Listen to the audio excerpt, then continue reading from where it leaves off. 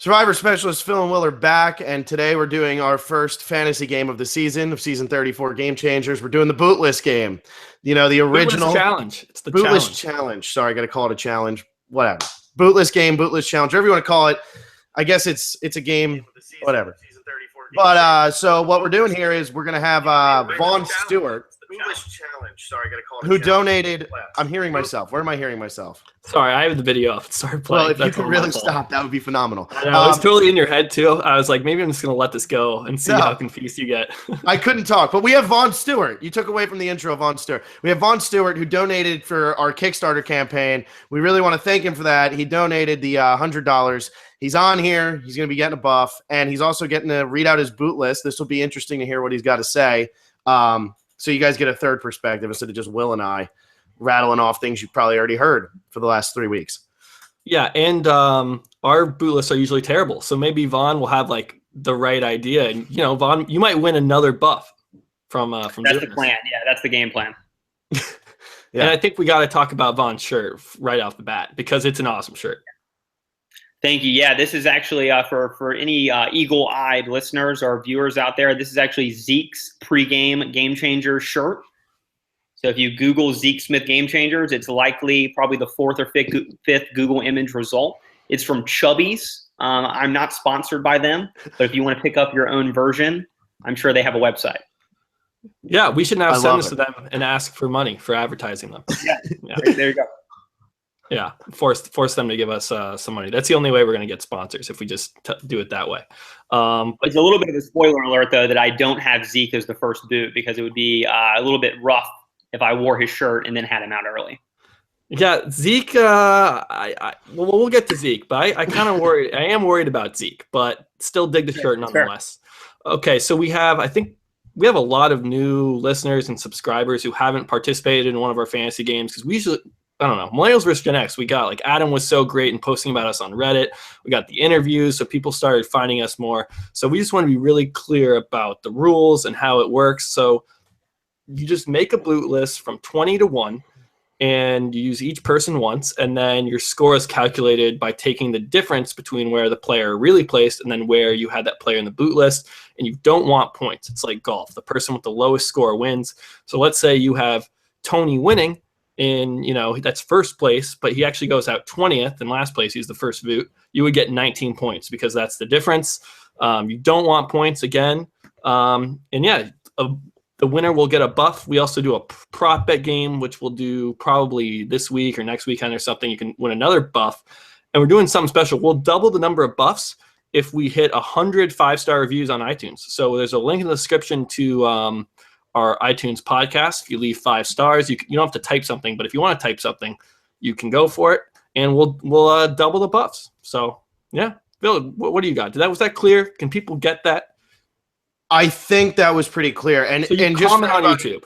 Yeah, comment on YouTube. Don't comment. If you put it in the live chat, it's going to disappear, so we're not going to see it. So make sure you do it on this video. Comment your boot list. Don't tweet it at us. Don't, DM it at us. Just put it in this video in the comment section, and it's crazy because when there's a lot, and we haven't had, I think we're gonna have a lot more this year than we've had in the past. And if that's gonna be the case, it's gonna be hard if people are like submitting them in like 4 or 5 different locations. So just comment it here, just 20 to 1, and we'll just do it. And if you double up, we'll try to let you know, but try to double check your work because a lot of times with the prop bet, it's terrible because people just put like Sandra 4 times or something. So but this one, try to put everybody just once. Just double once. check yourself. Someone can't get, there's no Redemption Island as far as we know. You can't get booted out twice. So I think that's clear. And then also we're going to add in an extra buff if we hit 2,000 subscribers on YouTube. And you have to be a subscriber to have your entry count. So that's always been the rule. That helps us, grow. And we've grown to the point where we could, have interviews and talk to survivors. So it's been awesome. The boot list has been, I think that's how Adam found us originally. So this has been this is our favorite little pet fantasy game here. Really excited to get into it. Yeah. So let's get it started. Let's give Vaughn the first pick. Let's give Vaughn the first. Let's let him do number 20. Great. Okay. Well, first, let me get this out of the way. I have big shoes to fill. I really enjoyed the podcast with Julia last week, but I do have to let you guys in. A little disappointing news. Michelle Fitzgerald is not here in the apartment with me. She will not be making an appearance with me. Maybe I'll have some other people, but I know that Michelle is y'all's favorite, so she's not going to be showing up. That would have been that is a little disappointing. We'll try to get over it. But you said some other people might show up, so now the expectations are high. Yeah, you'll have to stay tuned to see who those people may be. So number 20, I'll start it off. I have none other than Sierra Easton. I think that she'll probably be a pretty popular pick here early on for a lot of people. She's not very strong in the challenges. I think she'll be considered a sneaky sort of big moves player. I think she'll be a potentially easy kind of consensus vote off early on. I think when you look at the pregame interviews, Malcolm, Caleb, and Varner, all in her tribe, have expressed some wariness about working with her. I think that in Cambodia, she was on that winning Bion tribe early on, and then she swapped to Takeo. I think they won every immunity challenge but one, and so her weakness in the challenges was really kind of hidden because she was able to sit out a lot of them. She probably will not get as lucky this time, so I see her as a very good candidate for an early boot. Yeah, and if you watched our me, Alexa, and Will, when we did our fantasy draft, Sierra was not picked. And I will say on that tribe, it's all threats for the most part. You can say what you want about Haley, but for the most part, that is a very threatening tribe.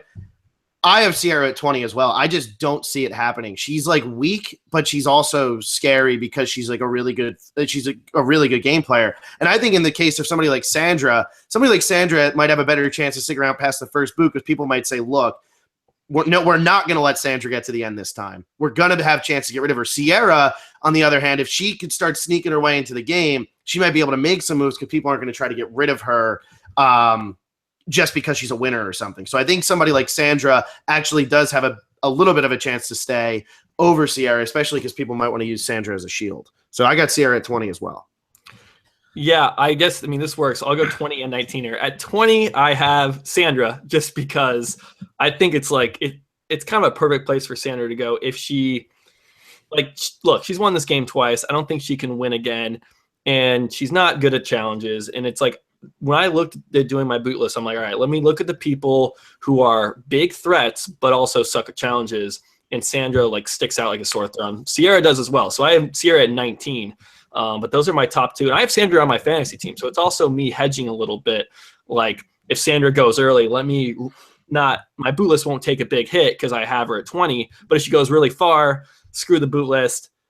I'll beat Phil in the fantasy, and that's fine with me too. So a little bit of hedging my two fantasy games so far. But yeah, Sandra at 20 and Sierra at 9. I agree with Sierra.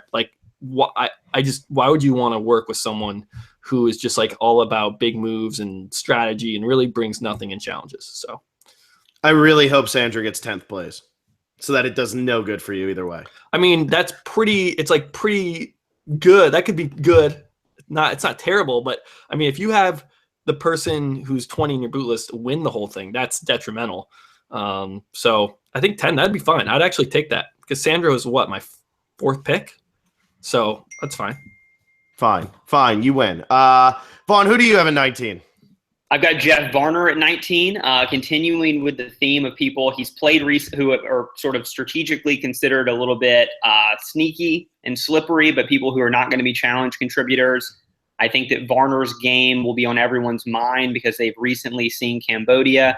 I think he's going to be a challenge liability. I think Haley and Sierra both called him out as someone they don't want to work with in the pregame press.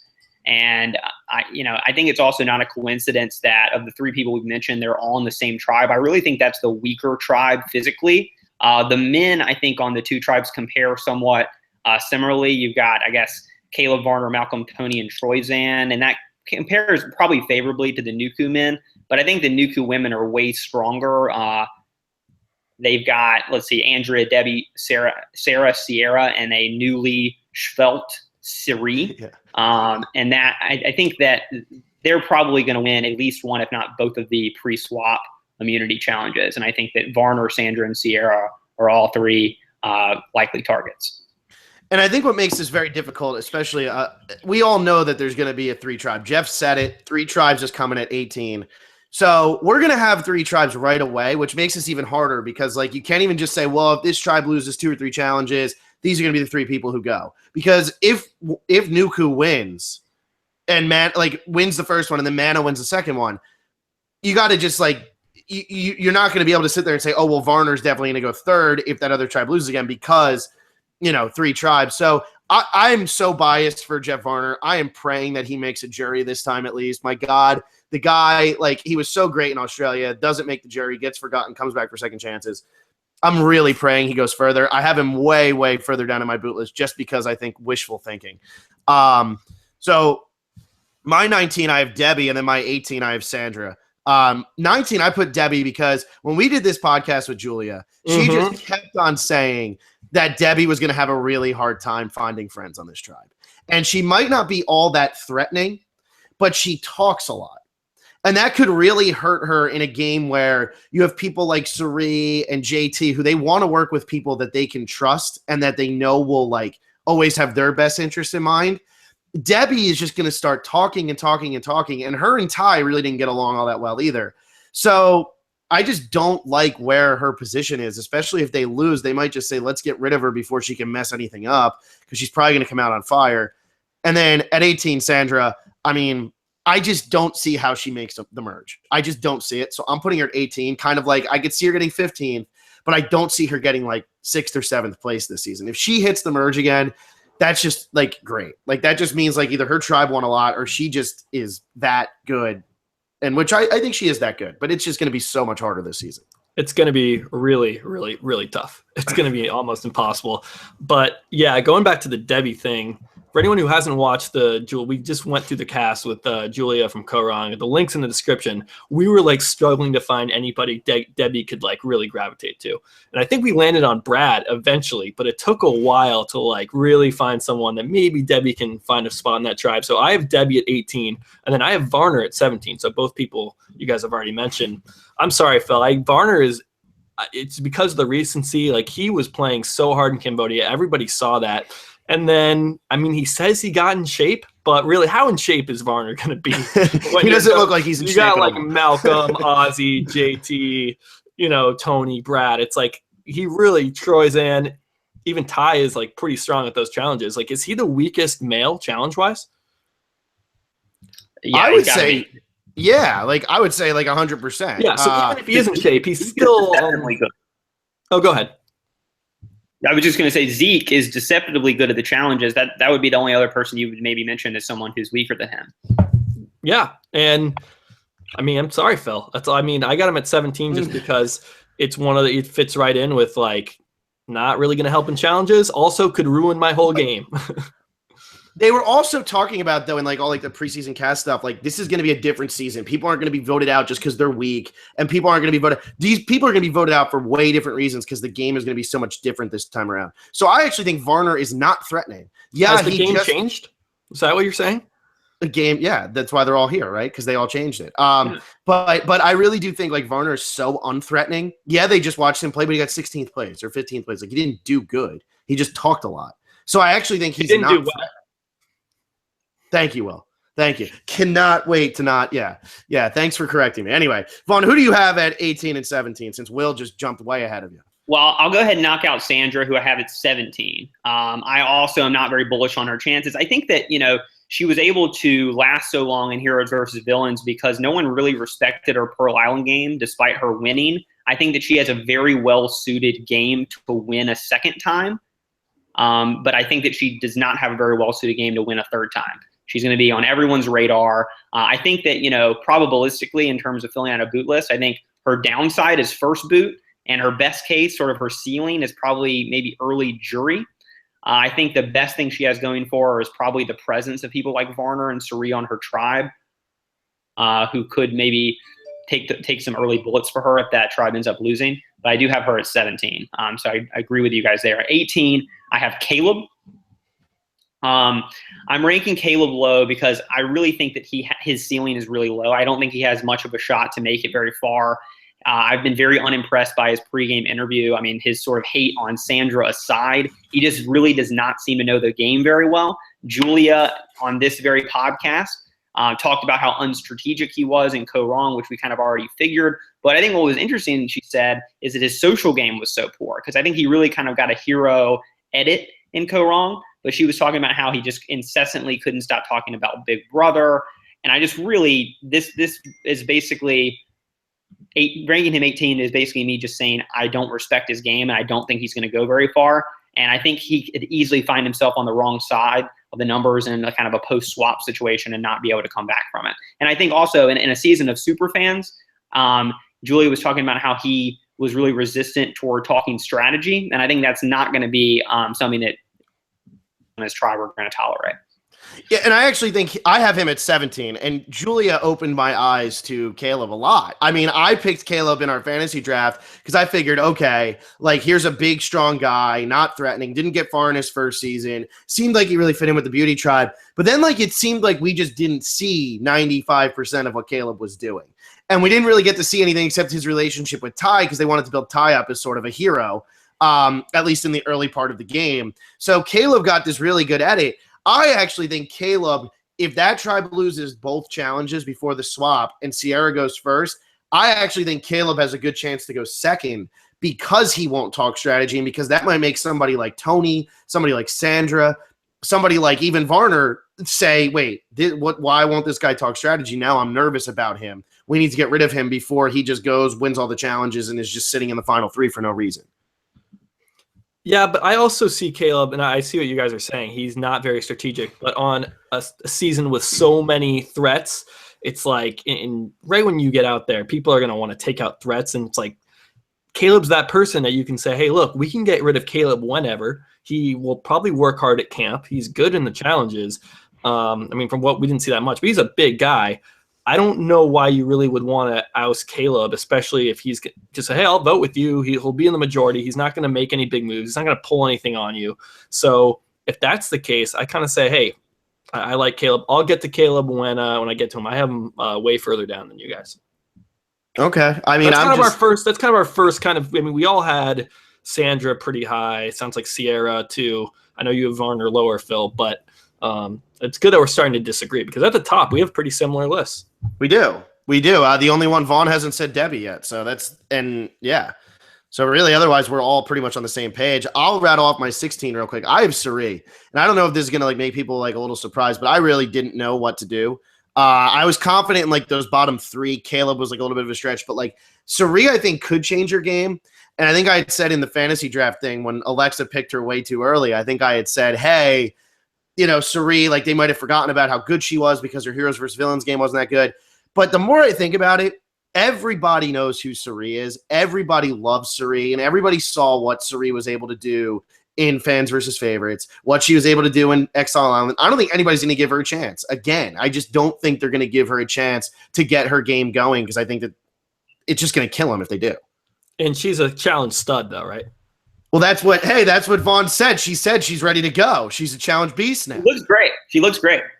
Yeah, she does. She doesn't look like the same Suri. I've Suri at 16 also, Phil. And if you don't remember from the fantasy draft, when Alexa did pick Suri, it was just a miserable pick from her. I don't think Suri is going to go that far. I'm a Suri fan. I enjoy watching her play. She's one of the best to ever play the game, probably the best person to never win. A lot of people think she should have won Micronesia because it was just kind of a random final two out of nowhere. But yeah, people know her game. It's like Sandra, man. It's how are you going to why keep Suri around? I don't see any reason to. You know what she can do. So yeah, I got Suri at 16. I've got Suri at 11. I'll go ahead and jump down. I'm kind of in between you guys and Alexa here, I guess, in my Suri love. I think that Suri got really fortunate with her tribe draw. If you look at the pregame interviews, Malcolm and Sandra both expressed kind of the strongest feelings in getting rid of her, but they aren't on her starting tribe. Zeke, JT, Ty, Andrea, and Brad all said they want to work with her, and they're all on her starting tribe. They're all in Nuku. So I think that it really is possible that people are remembering her kind of as the mythic got off the couch Suri from Panama, possibly because of her early exit in Heroes versus Villains. And I'm putting her at 11 basically just a hedge because I totally see what you guys are saying. I could see her as one of the first boots, as someone who's not very physically adept, yet at the same time is obviously a big strategic threat. Yet at the same time, I don't know.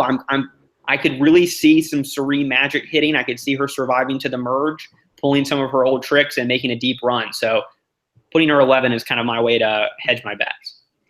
Yeah, and that's the thing about the Bootlist game. It's any of these people could go to the end as a GOAT. Maybe they go to the end as like a huge threat and win. It's so hard to say, and you have to put someone at every position. I mean, it really is a difficult game, and that's why Adam winning this thing twice is so impressive. We'll see if Adam can pull it out again. Yeah. So, Vaughn, who do you actually have at 16 then? Since you jumped down with Suri, but yeah, I've got Tony at 16.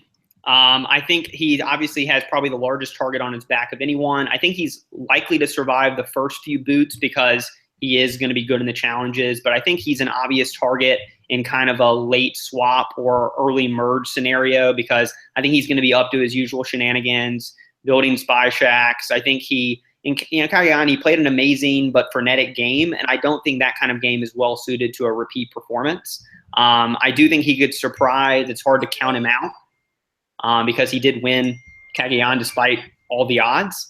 But I think that the intellectual ability of the people in Game Changers is significantly higher than the people he played with in Cagayan, and where he was kind of able to impose his will.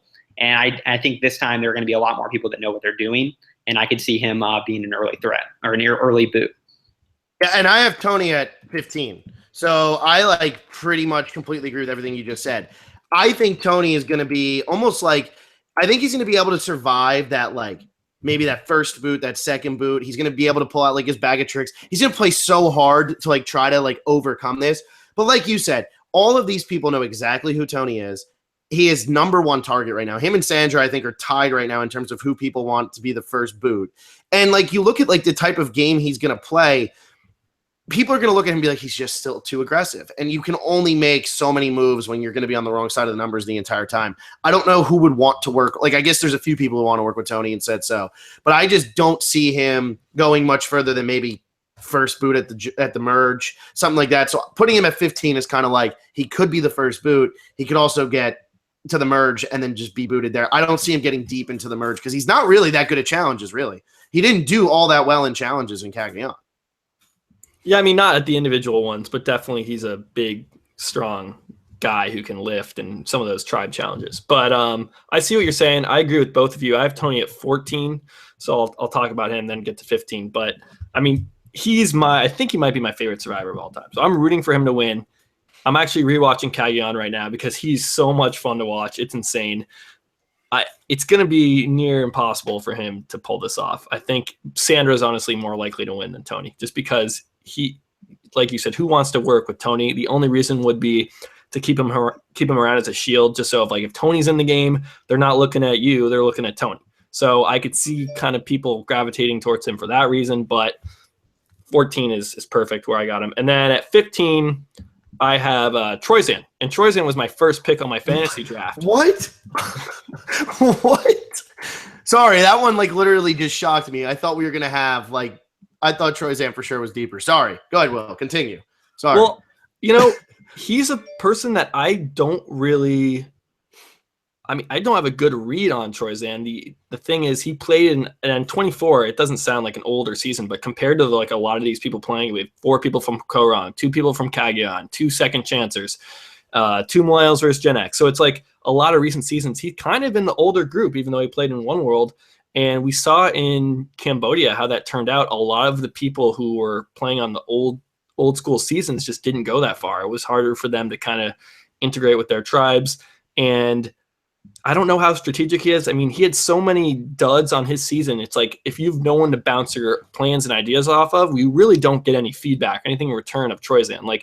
Was his ideas really good and they didn't pan out because the people were so dumb, or were his ideas bad and no one wanted to work with him because he's a bad strategist, bad socially? I mean, I really don't know which one it is. So no, it was the first. So you think he's a good strategist who was just stuck with dumb people? I don't know if he's a good strategist, but he could be a bad strategist stuck with dumb people. He was definitely stuck with dumb people. I agree with you there. Yes, I think he knows how to play the game of Survivor. I just think in One World he has no shot.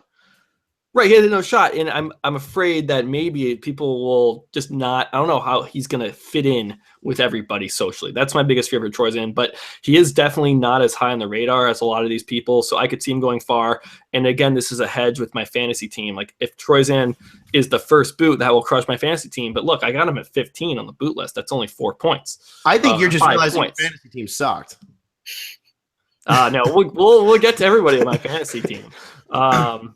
No, I mean, you see what I mean with Troyzan? He's such an unknown, and this season's, I feel like it's going to be just back and forth kind of craziness. He's someone I could see just kind of going out early. He could go very deep. Once we hit this merge, though, he's definitely someone you're like, people want to take him to the end, or he can win immunity challenges, or if there's idols flying around. I mean, he's someone like maybe he doesn't have an idol, and he's like the safer move. No one's going to play an idol for Troyzan. Just kind of one of those, like Kelly Remington or Kelly from Samoa, just one of those kind of early merge boots. I could see that happening as well. So I think 15 is like right in line where I want Troyzan. He could win though. He could. He might even be a winner pick. So we'll see. And Vaughn, you don't have to say where you have Troyzan yet, but do you have Troyzan lower? I have Troyzan much lower. I'm with you. Okay, me too. Yeah. Me as well. I'm very shocked right now. So Vaughn, who do you have at, I guess, do 15 and 14 since Will did 15 and 14. So sure. So I think this is going to be a controversial one, but at 15 I have Haley. We love Haley. Yeah, I know. I know you guys do. I wouldn't be surprised if you guys both had her in the final 3. But I think that I'm bearish on her. I mean, first of all, I think that the Bootlist Challenge, much like Survivor itself, is going to take big moves to win. And you're going to sometimes need to make contrarian picks to rise above. Like the Troyzan pick, right? Like the I mean, within reason. I agree.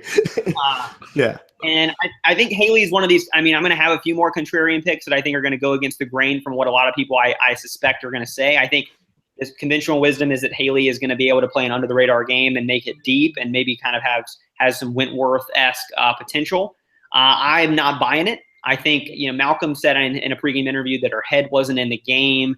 I think that in a season of a lot of kind of super duper fans, I just don't think Haley is going to have the strategic chops to leverage her low threat level into an in-game type performance. I think if she finds herself in the bottom in a post swap or an early merge situation, I just don't like her ability to scramble to get out of the jam.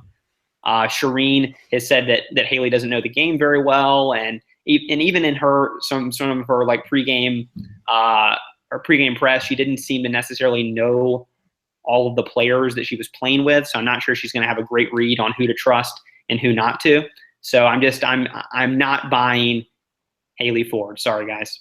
Yeah, that's pretty shocking. You just name drop Shireen on this podcast, which is always a fun time. But I think the thing with Haley is, and this is kind of like Troyzan, and it's funny that you both had them. These are your two 15th placers. But I think the thing with Haley is she played on a season where she got stuck on the wrong side of the numbers. She was also playing with Jen, who really wanted no part of being there after a little while. Shireen, who really could not fit in with anybody. Joe, who they were going to get rid of first no matter what, and then it's Haley. So Haley ends up going right at the merge. That foursome never had a chance once the merge hit. That other group was just too tight. Tyler and Carolyn, they wanted to go to the end with those other people. So they were never going to budge and go back with the no-collar people. The no-collar people were more likable. So I really think that on this type of season, Haley can make a little bit more moves than what she could have done there, because I really don't think that she had a chance on that season anyway, once they hit the merge. Yeah, I think the biggest thing that's working for Haley is that, she didn't really do anything that big on her season. So people will come up. If Haley gives you her word and says, look, I'm voting with you, we're in an alliance, like I'm telling you straight up, like people are more likely to trust that than probably anybody else on this season. Like if you like even Zeke and Michaela, no one's seen their games. You have Tony and Sandra. You have winner like JT. We have Malcolm. Like there are so many big names. And if you have Haley, like, yeah, I'm down for the plan, you're going to believe her. And if she can use that, and I know, Vaughn, you said you don't think she will be able to use that. If she can, I can see her going, really far. The thing working against Haley is that I think she is really likable. And people might be like, this chick is so likable. She hasn't pissed anybody off. Let's get her out, early merge or maybe even pregame or pre-merge just because. Pregame, yeah. Yeah, maybe vote her out pregame. That'd be crazy. Yeah. So she could go early that way just because, wow, Haley, we can't let her pick up any steam. No one knows her game. We didn't really see her get to play that much, so that could also work against her. Yeah, I'll bring up one thing mostly because it's hilarious. But Michaela said she didn't want to work with Haley, and she had an all-time great pregame press quote where she said that she doesn't trust Haley because she reminds her of people she went to college with who she didn't like. And I think a lot of people have said they want to work with Michaela. And so I think that, one thing dragging Haley down in my rankings is I actually do think she may have early boot potential if she gets on the wrong side of Michaela, if she butts head with Michaela almost in like a Figgy way early, then I think that maybe you could see the numbers go not her way. And so even though I could see her easily kind of like coasting a little bit under the radar in merge, she's really held back, I think, in my boot list just because I think she actually could be one of the first couple boots. Well, it totally makes sense. And that's totally interesting with Michaela. I mean, Michaela hated Figgy. I really never got that good of a reason why Michaela didn't like Figgy. It seemed like it was just because she was snuggling up with Taylor, but that was it. I don't think Figgy did anything to Michaela. And so if she comes in like, I don't like Figgy, and then the closest person to Figgy on this cast is Haley, then yeah, I could see that. So yeah. And who do you have at 14, Vaughn? I've got Malcolm at 14. Another a little bit of a contrarian pick. I don't know where you guys have him, but I mean, I think a lot of people have been picking Malcolm as a winner pick. So I think this could be another opportunity for me to pick up some free points if he is kind of a merge boot type.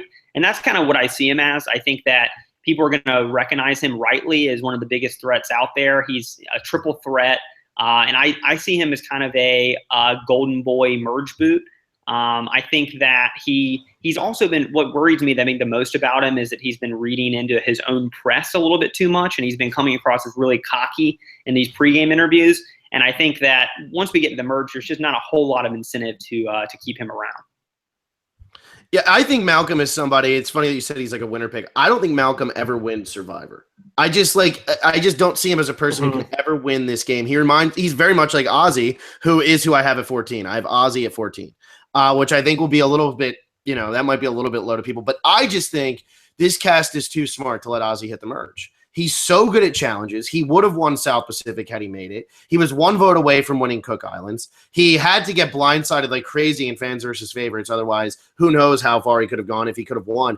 But I think you're just dumb if you let him hit the merge. And if you do and he loses immunity, how do you not vote him off right away? Like, he has to have the Joe Anglim treatment this season where once he is vulnerable, he is gone. Because, yeah, he might help you in challenges early on, but with how much the tribes are going to mix up and everything, just get rid of him. Like, I really think, like, Ozzy is just too much of a threat, too likable of a guy. You have to get rid of Ozzy as soon as you can. So I have him at 14. But yeah, go ahead. I mean, I agree with what you're saying, how he's probably a better player than people give him credit for because he was so close to winning in Cook Islands, close to winning in South Pacific. But when people are like Ozzy playing for a fourth time, Sarah even said this in her pregame interview, like, playing 4 times, haven't won, like, you're not good at Survivor. Like, people will be like, Ozzy, let's keep him around at least to the merge because he's great for camp life. And then we can get rid of, he's not going to win every challenge. So we can get rid of him at the merge. But look, he's not really a threat in this game because he's proven that he can't win 3 times already. So, and I think it's different with Suri, where like Suri, she really like a lot of people think she should have even won Micronesia. I mean, we don't have to get into that debate, but I think Suri's more threatening than Ozzy and has more of that kind of like, she's playing for a 4th time, she's a threat, whereas Ozzy looked at, he's playing for a 4th time, really? Like, we don't have to worry about him. So I think those two are viewed differently, even though they've both played 4 times. No, I think that's fair. I just think, like, what do you think? They're going to merge at 13 again this season? I think they merge at 13. Oh, they definitely merge. I think 13. Yeah, if you start with 20, we're having a 13 merge. So I put Ozzy at 14 because I think either he goes right before the merge because they know the merge is coming, or they boot him right at the merge because he loses immunity at that first challenge. That makes sense. Once he loses immunity, you have to get rid of Ozzy. I don't even know about as soon as he loses immunity. If you're at 13, like, you're gonna have a lot of other threats. Like, if Ozzy doesn't win, if Tony's there, if Sandra's there. But what I'm saying with Ozzy is he's one of the only players who has actually changed with the game in terms of the physical challenges and proven that he can win them in Cook Islands when they were a lot more of like actual like physical challenges where like the stronger guy was winning, and then also come back in South Pacific and beat everybody in those challenges too. Because the challenges are so much different in South Pacific from what they were in Cook Islands, and they're much more similar to what they are now. I think Ozzy is like terrifying because he can win any type of challenge anytime. Yeah, I think he's terrifying. I also think there are way more terrifying people that can really mess your game up even more. Like if Ozzy has immunity, that doesn't bother me as much as someone who wants to get rid of me or I know who will lie to me. At least that's how I see it. But I think, I don't have him like super low. I just think, but yeah. All right, well, I'll say my 13 too. I got Sierra, which I don't know. Is that low? I have Sierra. It seems low for me. Yeah, I have Sierra at 13. Which Sierra? Well, Sierra Dawn Thomas. I had Sierra Eaton at 20. Okay, I just making sure. I was like, wait a second. Didn't you already say Sierra? Okay. Yeah, no, Sierra Dawn Thomas I have at 13, which might seem low, but I feel like she's out of Haley and Sierra. I think Haley has a better chance to go further than Sierra does because I actually think Sierra is actually, I think, a little bit more likable than Haley is. And because people know so little about Sierra, I know they don't know anything about Haley, but they also know nothing about Sierra. And I think that kind of hurts Sierra. She's going to be going after Tony early, or is she even on Tony's tribe? Whoever's tribe, she said she wants to go after Tony early, but she might try to go after these bigger threats early because they scare her. And if the bigger threats can get together, they're going to go for her. Whereas I think somebody like Haley is kind of going to let it happen. So I worry a little bit for Sierra, and it doesn't really always happen where the two people that you're questioning the hardest, how are they on this season, which is Sierra Dawn Thomas and Haley. It rarely happens where both of those people make it all the way to the end. So I'm saying Sierra is the one who goes, and Haley's the one who goes further. Okay, again these two. I could see them both doing really well. I could see them both going out pre-merge. It's so hard to tell, and with all the mix-ups and probably be a new twist in the game. These are two people that can really take that kind of stray bullet type of vote. Mm-hmm. Yeah. So I guess either one of you, who wants to do 13? Go ahead, Vaughn. I'll go ahead. So I have Debbie at 13. I guess both of you guys have already had Debbie. I'm hedging my bets a little bit with Debbie. I think that, she's certainly a little bit of a wild card. I could definitely see her being one of the first boots. But at the same time, I'm buying the Brad Debbie hype train. I'm all aboard. And I think that she gets with him. She finds some other people that want to work with her. She's not going to be considered some sort of flighty, strategic threat. People think she's a little bit crazy. And in this kind of season with so many threats, I really think crazy could be to her advantage. I think people could easily say, hey, she's a little bit out there, but she's not going to necessarily stab me in the back. She's not necessarily going to dominate the physical challenges. And I think if she makes it to the merge, people could see her as a good GOAT candidate too. So because I could see her annoying everyone and being out early, or maybe even making it to the end, I'm putting her at 13 to basically hedge a little bit. But I think that, one thing that she has going in her favor is she's a smart person. She's an analytical person. And I think that she, unlike a few people in this season, is not necessarily going to overcorrect or undercorrect from her mistakes. And I think will make the right adjustments. Yeah, I think that's fair. And it's so hard to get a read on Debbie. I feel like she's the hardest one to get a read on. So, Vaughn did a good job of convincing me. I almost wish I had Debbie lower. I almost wish I put her at 19. Yeah, yeah. I think. I have her at you have at 18. 18, yeah. So, I think that was really good reasoning because if Debbie does hit the merge, then she's good for a while.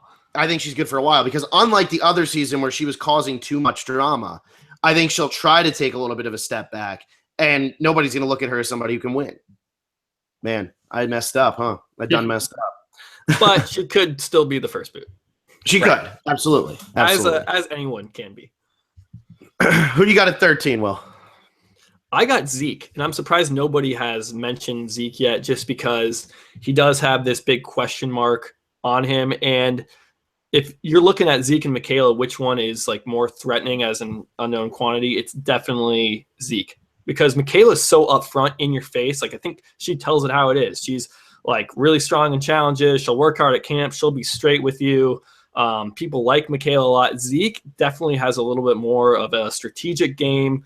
We saw him in Millennials vs. Gen X, not like dominate strategically, but he was definitely, he rose to be a pretty big threat post-merge, and it's not as upfront. And so if people get that idea with Zeke that like, I don't know what he's hiding something, then maybe he will be a target early. So I think out of those two, it's going to hurt Zeke more that they haven't seen those two games. And then also Jeff not mentioning him at the Millennials vs. Gen X reunion definitely makes me a little bit worried that Zeke could go early. I think Michaela was definitely better received by fans of Millennials vs. Gen X. That could be a reason why Zeke wasn't brought on stage, but you got to think, wow, Zeke's right there. It's like, why not include him? You flew all these other people out, like Ozzy and Sari and Sandra and Tony. Zeke's standing there, like right there. Why don't you include him in this? I don't know why that happened, so that makes me a little bit worried too. That was easily one of the most bizarre things that Jeff's ever done, was not mention Zeke, especially with how much he hyped Zeke before the season started. So I totally agree that Zeke is a wild card here. And I still think between him and Michaela, he has a lot more of the Russell factor working against him than Michaela does. I think that's like 100% because like you said, Michaela will tell you what she's thinking. Zeke won't. Like Zeke is going to try to strategize. And I think people could look at him as a Russell. So I do worry for him a little bit more. Absolutely. So I'm surprised that I had him, like, I'm the first one to mention his name. I thought I was honestly putting him a little bit too low. Him making, I mean, that's at 13. That's him making the merge. So, and I didn't do my fan fiction this time. I'm playing this more strategically because I've done my fan fiction, I think, for the past 2 Bootlist games. And it wasn't fun either time. It's failed me miserably. And I'm now doing more like, all right, I'm going to think about where these people could place and really try to win this time. I got to beat Adam. Yeah, exactly. Because Adam's coming for blood again. So we all did 13. Vaughn, who do you have at 12? You already said you had Sarit 11. Who do you have at 12? Yeah, I've got Ozzy. And so just piggybacking off what you guys already said, I think that he's got probably the most narrow band of outcomes. I see Sari, who I already mentioned I have at 11, as having the broadest band. I can see her as first boot. I could also see her making it to 4th, 5th place. I really think Ozzy has the most narrow band of possible outcomes. I think he's either going to be someone they vote off right before the merge or someone they vote off pretty early in the merge game because you do not want to give him an opportunity to go on an immunity run. Yet at the same time, there's absolutely no incentive to vote him off early. He's going to be providing fish for the tribe. He's going to be helping the tribe win those tribal immunities. And so I think that his floor is high, but his ceiling is low. And so I agree with you guys that, something in the kind of low teens or, I have him here at 12 is kind of the perfect spot for him. One thing I will say against him, sort of a little bit devil's advocate of myself, is that there are a decent number of people in the pregame press saying they want to target Ozzy and that they don't trust him and that they actually view him as a threat. I think these are basically, that's a telltale sign that you're not a huge fan of Survivor. The people that are saying that, it's mostly like your Haley Fords saying that he's a threat. But I was a little bit surprised that it seems like there are actually a few people that are misremembering the previous 3 Ozzy seasons, and their takeaway was that he was someone to target. So that could actually, mean that he's a pre-merge boot, but I think he probably makes it barely to the merge. And I think what you said is like spot on. Is he has the highest floor and the lowest ceiling because he is somebody I don't see going any further than 10th place, and I don't see getting booted before 15. I really don't. And Will, you might disagree because you still haven't said Ozzy, but I just feel like Ozzy is like Malcolm is somebody who could go early but could also make a deep run because he's not going to be seen as a threatening. Ozzy, I don't see him going any further than 10th place. I really don't. Yeah. Well, who do you got, man? Who's your 12 and 11? I guess if you want to rattle both, or it's up to you. I'm gonna rattle 3. So because you said you couldn't see Ozzy going past 10th place, well, I have Ozzy at 10th place. So that's about as far as I see him going. I've already explained why I like his chances a little bit better than you guys. There are so many other threats, people that are threatening my game if I'm out there, where they're going to ruin my plans to get to the end. And Ozzy winning immunity challenge, yeah, I don't like that. But there are other people I got to take out first before I take out Ozzy. And then, like you guys said, you got to think Ozzy's making the merge just because he's got he hasn't won the game 3 times. Let's let him get us fish and everything. So I agree with you guys there. So I got Ozzy at 10. And I'll jump to 12. I have Aubrey. I'm also surprised Aubrey hasn't come up. Got to remember that Aubrey, I've said this like 5 times in this podcast now, but these people heading out there into Fiji, they watched Korong was the last Survivor they saw. They saw Aubrey play a very, very good strategic game. And she is actually pretty good at challenges, but I don't know. I could see Aubrey really getting out early, so I'm surprised on the first one to say her. The Korong 4 has been mentioned a lot in these pregame interviews where got to get the Korong people. And if that's the mentality, Aubrey is the top of that co-rung 4, where it's like she's the head of the snake, I guess you could say. You're not looking at Ty saying he's going to ruin my game, or Caleb really, who probably just forget about. And then we have Crazy Debbie. It's like when people say co-rung 4, I think they're thinking primarily of Aubrey. So I do fear for her. I'm surprised. No, you only said her first because you went first. I have her at 12 as well. Oh, okay. You got her at 12. Yeah, okay. I have Aubrey in the same exact spot. I am spot. surprised that people didn't have her a little higher. I just think she is such a good player. We heard a lot about Aubrey from Julia, and I think she'll be able to make relationships early. And I don't know how far that can take her. I think it won't take her that far, but she has a chance here. She's not like one of those people that guy has no chance despite her big bullseye. I just think eventually they're going to catch on and get rid of her. And then I have Caleb at 11. We've talked about Caleb. I think he's one of those people that goes early merge. So I've already. Okay. I'll just say a little. I have Aubrey at 12, and then I have Zeke at 11. So I think that with the two of these people, they're both people that are going to come in. Day one, people are going to look at both of them. Aubrey, they're going to look and say, oh, man, she's a threat. We need to get rid of her. And then they're going to look at Zeke, and they're going to say, we don't know him. We need to get rid of him. But I think they're both good at building relationships that as long as they can get through those first 3 days, they can go further in this game. Somebody like Aubrey, we saw it happen with Parvati, where everybody says we got to get rid of Parvati, but she built the relationships that people said, okay, we can trust her, we can work with her. And I feel like Aubrey has that ability to actually build those types of relationships and overcome the initial, oh my God, we have to get rid of her. Because there's so many people on the season you have to get rid of. You know, that Aubrey's not, she's the most recent one you've seen, but she's not the one that's screaming at you, needs to be first boot, otherwise we're doomed. Right. And then Zeke at 11, I just don't see Zeke. Zeke reminds me of like Malcolm and Karamoan. He's coming off, he was pretty popular, he got pretty far, he was in power, and then he lost it. And like now he's coming onto the season as an unknown factor. And how is his head going to be in the game? Malcolm was all over the place in Karamoan. He was trying to get in. Nobody knew who he was. He had a hard time getting in. So he sides with a clear minority, completely blows up his game just to get rid of Philip. And I could see Zeke almost being like, oh my God, he's not thinking straight as he was in Millennials versus Gen X. And because it's going to be harder for him to build relationships with people because they don't know anything about him, I think Zeke's going to have a little bit of a tough time. And is just looking like somebody who's going to finish between like 7th and maybe the boot before the merge or something like that. Yeah, and it's funny. You have Zeke and Aubrey right there, kind of pretty close to where I have them. So our boot list, Phil, I think they're looking very similar right now. It's kind of annoying. Troyzan and Varner, I think, are like the two outliers here, but this always tends to happen, Phil. We talk about the cast so much and we break them down, and we always have like a very similar boot list, and we're always wrong. But I'm looking at Vaughn's, and the only ones that are his outliers are Haley and Malcolm. Like he's very similar to us as well. Well, I'm about to diverge. Fear not. Okay. Fear not. Here we go. All right, let's get to it. I actually have both Aubrey and Zeke. I have lower, so I'll give you the contrarian take for both of them later on. But I guess if you want, I'll just hop in with my number 10, which I know also will be probably the highest of anyone. Sarah Lucina. This is another, I think, someone that a lot of people are picking to go really far. And like Haley, I just don't really see it. I think that, the Ponderosa vibes everyone's been getting in their pregame is very negative on Sarah. They're saying Malcolm said she had darting eyes. Everyone says that she's looking a little bit too intense. I think Sarah is the perfect candidate to play an overcompensation game. I think she's really anxious to right the wrongs from Cagayan to show that she really is actually a strategic force.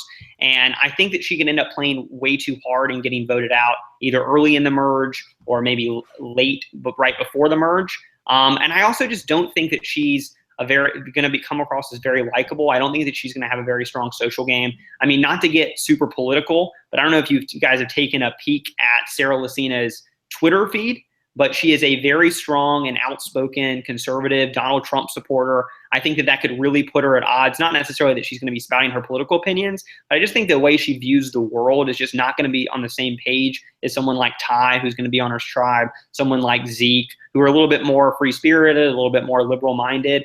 And I think that because of her tendency, I think, or the probability that she'll overcorrect, and because I just think that she's really going to be kind of a fish out of water with a lot of these people in this season, I could see her getting voted out early. At the same time, I think that a lot of people are not going to be viewing her as a threat, and I think that she will learn from some of her mistakes from Cagayan, so I could see her making a deep run. So I'm putting her as a hedge number 10 play instead of a deep run play because I do think she has some downside. And I will say with Sarah, I don't know who I'm hearing myself through. I'm hearing myself through somebody. Okay, wait. You just yelled. Well, I'm good now. No, I didn't yell that loud. But anyway, I will say with Sarah, we talked this Sunday about she had brought up that, you know, they heard from in the loved one visit or something that like what was going on with politics and all that, but they tried not to talk about it. I don't know how Sarah's going to come across, but it does seem like this is a very important thing to her. So granted, this was shot before Trump had won. So that might be better for her because we don't know like really where she is. I think Sarah, though, I was really big on Sarah in Cagayan. I thought Tony, if she didn't have Tony on that season, she really could have won that season. I just feel like now Sarah is one of those people who can go really far but can't win the game. I really think that she can go a lot further. 10, I don't think is that low to have Sarah. I just think Sarah is going to go further in the game and not win. I could see that. I think something we have to remember about Sarah, I literally am watching Kaiga right now. I think I'm like 4 episodes left. She dominated those challenges pretty early. Like she killed the puzzles, and she's someone that, you know, I think might be voted out because she's a physical threat or a puzzle threat early. We saw Michelle, all the millennials versus Gen Xers, they all said they want to get rid of Michelle because she was so good at puzzles, and these challenges ultimately come down to the puzzle. And that's kind of Sarah's sweet spot. And so I could actually see her being a physical threat and getting voted out early. I have her a little bit lower just because there's so many other people you want to worry about. So I'll get to Sarah more, but I just wanted to point out she really was strong in those challenges. Mm-hmm. Yeah, and I'll go to my 10 since you both already said your 10. My 10, and the first one to say her, hedging my bet. She's already on my fantasy team. That's enough for one season. I got Andrea at 10. So I mean, I really do actually think Andrea could win this season. I really do believe Andrea could win this season. I do too. I'm putting her here because I could also see Andrea being a very early boot because she's going to be playing hard. I mean, she always tries to play hard, and I could see her once again overplaying or trying not to get stuck on the wrong alliance like she did the last 2 times. But I could also see Andrea winning. So putting her at 10th place is kind of like, is she going to finish in her sweet spot of 5th, 6th place like she always does? Or are we bound for something better for Andrea this season? I really don't know where to put her. I have no idea. I could see her being booted right away or winning this game. So she's my 10, and that's it. I don't know. I guess I'll do my 9 since it's Varner. And you guys both already talked about Varner. I think this is more wishful thinking than actually believing Varner's going to get 9th place. But I really want Varner to make the merge. I really want him to make the jury. I really want to see Varner like actually get to experience some of this game other than being like booted before the real fun starts. And I think he can. I think he learned a lot from the last season. He came out like going 100 miles an hour, and I think he learned, okay, I need to keep my mouth shut. I need to align with the right people. Like I need to do this right. And I also think that the physical was so bad for him there, it won't be as bad for him here. And I think that's why he got in a better shape. He's more mentally prepared for it. So I think Varner, God, I hope Varner gets at least to this point. So I have him at 9. Yeah, I mean, he could get it together, and I think he probably has learned a lot. It's just like it sucks when people just watch what you did, and so they saw the way you played, and even if you've changed all those mistakes, people don't know that. Like people aren't aware that he's not going to play hard out of the gate. People are thinking, Varner, I just saw him. He played really hard pre-merge. He could mess up my game, even if he's not doing that at all. So that's why I really do worry for Varner. I mean, I just hope. Hopefully he learns something. I know, you're hoping. Please, Varner, please. I mean, my gosh. So, Vaughn, who do you have at 9? I've got Ty at 9. First one to bring him up. I mean, I think that this is actually about where I think he's going to finish. This isn't me playing the odds. I actually think that this is probably about where he ends up. I think that on the one hand, he's not going to be viewed as much of a threat. But at the same time, I think people just watch Go Wrong. I think people could see him as someone who's flighty, someone who's willing to jump alliances.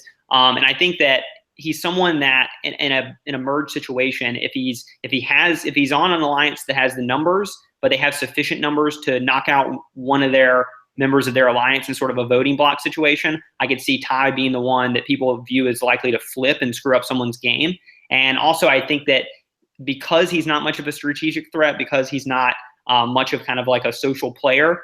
I don't think his scrambling ability is going to be very strong, such that if he's on the bottom side of the numbers in an alliance at the merge, I don't see him being able to come back from that and making something happen. So I have him at 9.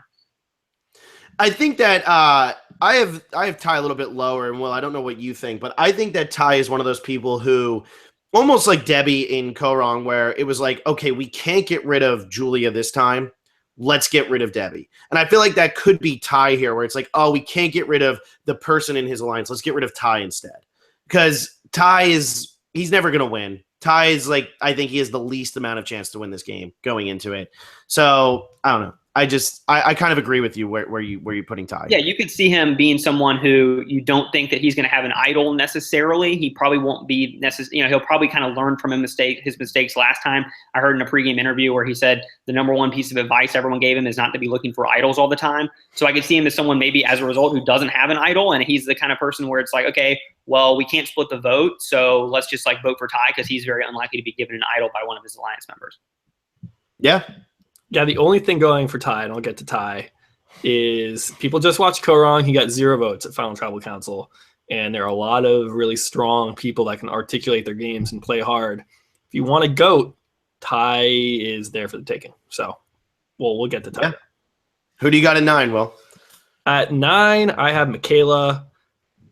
At this point in the game, people are going to know she kicks ass at challenges. Like, I don't think she's going to be able to hide that. And I think she is a strategic player, but she didn't make the merge last time. I don't think she really got to play her game. She didn't get to learn from the individual portion of the game. So this is her first go around at making the merge, if she does even make the merge. And then then it's really she's playing for her first time once she's into this merge. I have her at 9. I just think she's going to get one pulled over on her. She's going to get blindsided again. And she couldn't say how she learned everything from Millennials versus Gen X with her blind side, but once it gets individual, it's like, wow, Michaela really is a challenge threat. Let's get rid of her. And I just feel like she doesn't have those connections like a lot of these other players do, and she's going to have to prove a lot early. And to do that, it will paint her as a threat because she is one. She really is a serious threat. So I see her making the merge, but not sticking around too long after that. I feel like Michaela is going to be a loyal alliance member that goes pretty far, but they won't let her get to final 3. Right. I could see her going to like 6 or 7 or 5. Even. So I think 9, and people might be wary that they don't know how she played too. So I mean, she could go early. So I think 9 is like right where I want her. Mm-hmm. Yeah, no, that's fair. My 8, I have JT. I'm really surprised all of us have JT at least in our top 8. I'm like really surprised by this, and I guess it's because Heroes versus Villains JT sucked. So I guess we're all on the same page where it's like, yeah, he did it in Token Chains. He brainwashed a jury, comes for Heroes versus Villains, plays pretty terrible. Here he is. Like, I don't know. He's the one winner that we're all just kind of like, he could sneak on by. And I think it's also because his winning game was so passive. He was just very likable. People really got on his side. It was an old school win. It was. He didn't have to be super aggressive like a Tony or even like Sandra in Heroes vs. Villains. It wasn't super aggressive, but Sandra, like everybody watched what she did in there, and she also won twice, so that's going to hurt her a lot. But he's very like, I almost feel like people aren't looking at JT as strategic. I think they almost look at him as just like a social guy who gets along with people, and that's the only reason he won Token Chains, which is completely wrong because his game in Token Chains was really good, and it was very strategic. He turned from down 6-3 to having 3 of the final 4 be his alliance, and the only reason it wasn't the final 3 was because he decided to vote out Taj. So I do think JT, like, could he be a person who wins again? Yeah, I really do think JT could, because I think if he lulls everybody to sleep and gets there, he wins. But I also think that like people are smart enough that at some point they're going to wake up and be like, wait, he's won once. He is likable. He is good at challenges. Like, let's get rid of him at some point. I also think JT has a pretty good reputation of being loyal so far, where like if you're in alliance with JT, I'm good with that. So he's someone, like you said with Michaela, that will be a loyal alliance member, but then get ousted before they can really get a chance to win. That's where I think he'll go. So I got him a little bit lower. But yeah, I'm excited to see JT play. And it's no wonder Alexa drafted him number 1 overall for our fantasy draft, and we all 3 have him going pretty far. So it's, I think it adds up. Yeah. So whoever's up next, who's got number 8?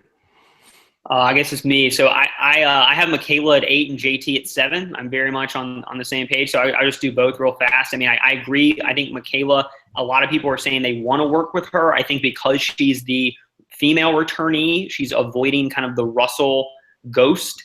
And I think that once people get to know her, they'll realize that, she's just kind of a challenge beast. She's not necessarily someone who's going to be like backstabbing people. And I think she could be kind of an appealing, almost kind of like a more strategic version of Ken, and that she'd be a great alliance member who's going to win you some challenges down the stretch for your alliance, won't screw up kind of like your boot order. Yet at the same time, I mean, I think her, in other words, I think her downside is not very much. I think that her floor is high. I can't see her being a sort of pre-merge boot. Yet at the same time, I have her at 8 because she's got a lot to work on from her Millennials versus Gen X game. It's not just her facial expressions.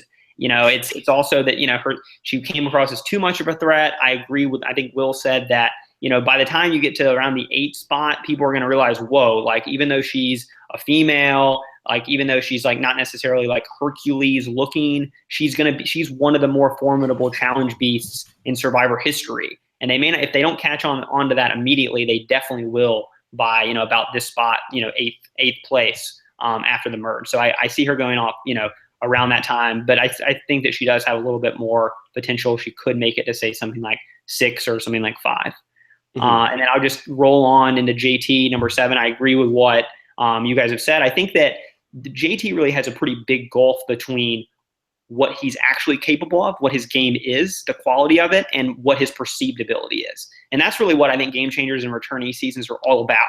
You want a big gulf between what people perceive you to be and what you can actually accomplish. To me, I mean, I love Sandra, but Sandra is someone whose perceived ability is like a 10 out of 10. And I think based on her, prior seasons, it's maybe more like a 7 or an 8.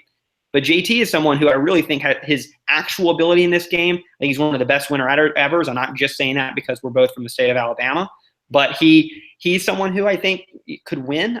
And he's someone who I think that a lot of people are sleeping on. People are talking about how he's kind of a goofball in Ponderosa. They're not sure if his head is in the game. And I think the last memory of him is giving that idol to Russell. People don't necessarily remember it kind of a long time ago when he dominated token chains. So I really think he's really well set up to do a deep run. And so I've got him at 7. Wow. Well, I just want to say that was awesome analysis. And I agree with pretty much everything you said. The gap between what people perceive and how you actually play, that's a really awesome. We lucked out here, Phil, with getting Vaughn to be I mean, we could have had some, not to like put down anybody in high school, not like Will Wall, but we could have had some high schooler that maybe isn't as articulate and knows the game as well. I mean, Vaughn's really kicking ass here. I just want to say that. Wow, dude, way to throw every high schooler under the bus. We just lost it's all a joke. Of our fan base. It's a joke. We would have loved to have a high schooler on. That's probably the most astute thing Will has ever said. Yeah, there you go. No, we love it. We love our high schoolers. Will did a really good job on his interview. So he wasn't in high school. He was in college at the time. But I'm just saying, I really am happy that we lucked out with Vaughn. Yeah, I mean, there are a lot of weirdos on YouTube. No offense to those watching now, and I agree that you guys were really incredibly fortunate to have me. Yeah, exactly. All right, let's see here. So I with JT and Michaela, that's like everything I'm thinking, and that's why they're both in my top 8. Because that's really that's like spot on. So Will, who do you have at 8? At 8, I have Sarah.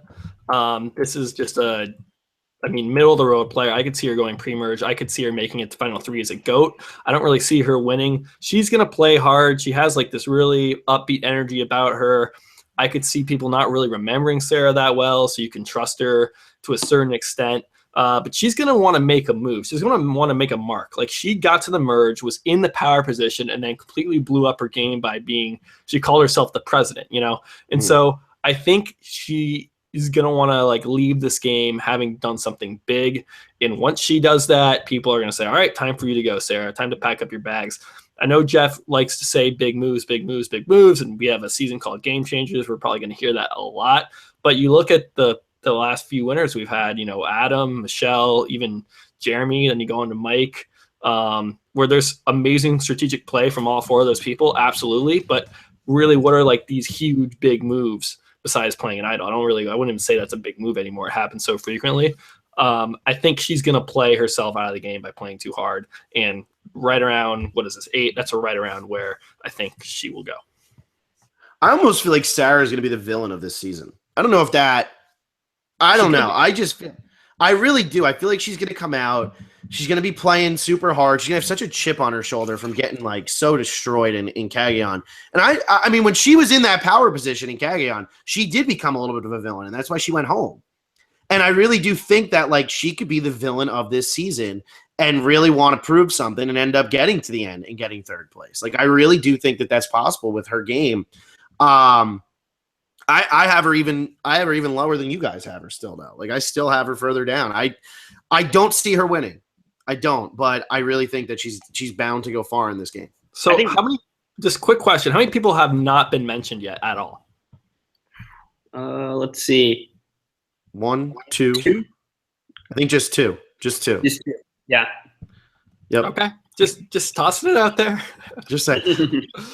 Well, and I'll say with really, it was like I said early on, I was kind of confident. I knew who I was going to put at like 1. That was about it. Everybody else, like it's really hard, and I'm kind of surprised that we still have 2 people that we haven't mentioned going into final 7. And my 7 is Malcolm, so we still have those 2 people left. But I'm sorry, we only have 1 person that hasn't been mentioned. Wow, we messed that up. There's only been 1. I was going to say there's only 1. There's only 1. I thought it was 2. Okay. No, there's only 1. I thought Andrea is one of them. No, I said Andrea at 10. Oh, that's right. Okay, my bad. Then just 1. Yeah, just 1. Just 1. And it's boy, oh boy. But anyway, at 7, I have Malcolm. And I think Malcolm, his best chance to win is Philippines. He doesn't win Philippines, he's not going to win. Like, it's just not going to happen. He's a really likable guy. People know who Malcolm is. They're always going to remember Malcolm. He played back-to-back seasons, so people are going to remember that Malcolm. Like, that was like when Survivor kind of like in season 25 was such a good season following a couple bad seasons. It was important. And then everybody remembers the Cochran win and they remember the 3 amigos. Like, so I think Malcolm is just too memorable to ever go for, like, to ever win the game. And I have him at 7 because I think he's likable enough and he knows how to play the game. He's going to make some sort of alliance. He's going to make his way in, but he's going to get cut loose or he's going to get blindsided or something's going to happen where he just can't get to the end. Yeah, I think Malcolm's a very strong player. Like in Survivor, I think he's kind of the perfect guy that you would say, this guy could win Survivor. He's really not that amazing at the challenges. I know there's a lot of Aussie comparisons out there because they have long hair, but Aussie is so much better at challenges than Aussie. Or Aussie's so much better than Malcolm.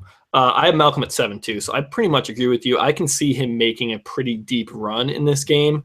I don't really see him winning. He could. It would have to take, I think, him winning the 2 final immunity challenges if he wins, because he is going to be a final tribal council threat as soon as he gets out there, and people are going to know that. So that's kind of the main thing working against his win, but I do think he will go far.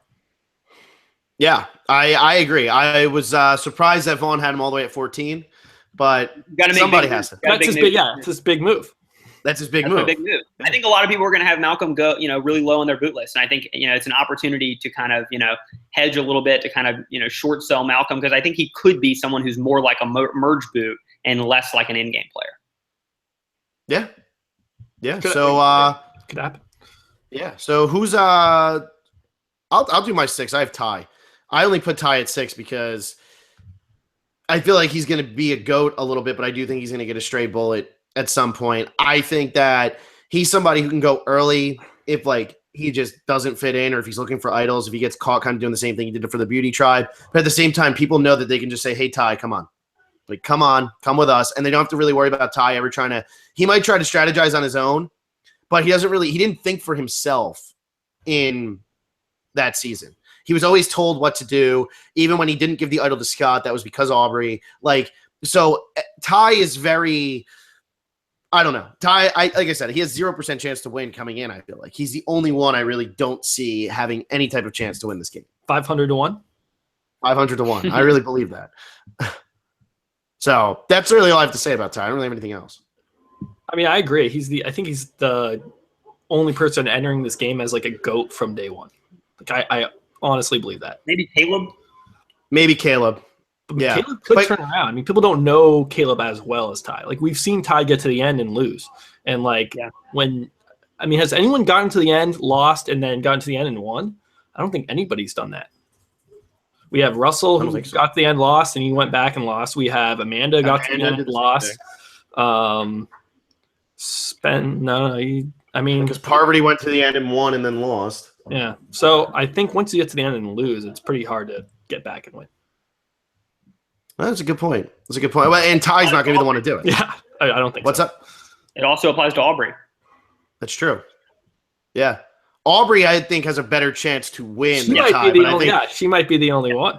but I You also could break think it down. Ty, like, getting to the end is a lot more likely than Aubrey getting to the end. Absolutely. Oh, actually, Boston Rob did actually make it to the end and then win, so he's the exception. Oh, there we go. Oh, there you go. That's On true. his fourth Thank you. try. There you go. Yeah. Exactly. But that's they constructed the season for him to win. I think he's got a little bit of an asterisk. Yes, he does have an asterisk. Yes. See, you understand. You understand the Fillmore philosophy. So who do you have at 6, Vaughn? I've got Aubrey at 6. This is one, I guess, where I disagree with both of you. I think that, I totally see what you guys are saying. She's the head of the Korong snake. I totally see why she could be an early boot. I totally see why she could be considered a threat. She's on everyone's mind.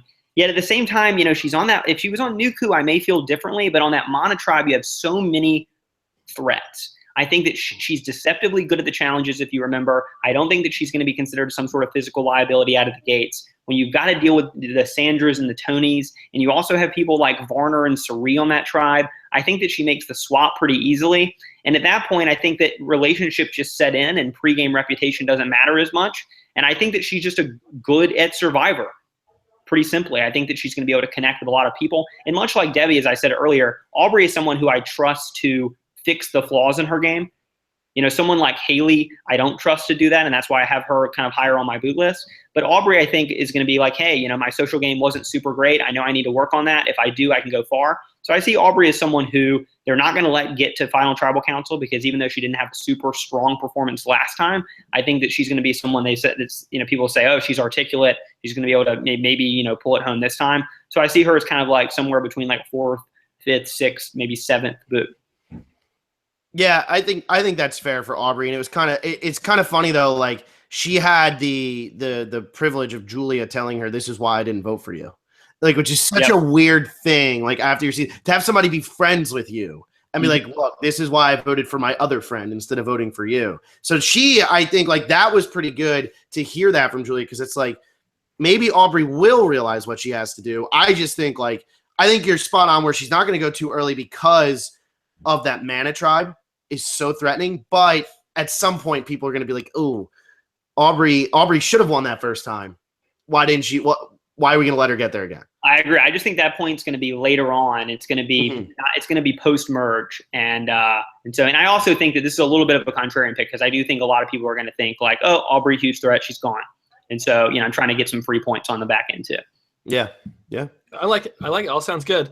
I just want to mention if I hadn't had put Troyzan early and I still kept him where I think, because I do think he might do well, that would be 2 people on my team that have not been mentioned at all. And then there's someone else on my team, Sarah Dawn Thomas, that only Phil has mentioned. So, I mean, if we're grading our fantasy teams by how people have them in the boot list, then I'm coming out way ahead here. And we also have two of your people are like our bottom, like in our bottom 3 or 4. So well, Sandra and Tony, but one of them really could catch fire. So I will confessional points too. Who's that? And don't you get points for confessionals? Oh no, we're not. We're not. We don't do that. We're doing it the most basic way we can this season because last season we got so behind and couldn't even figure out how to score it anymore.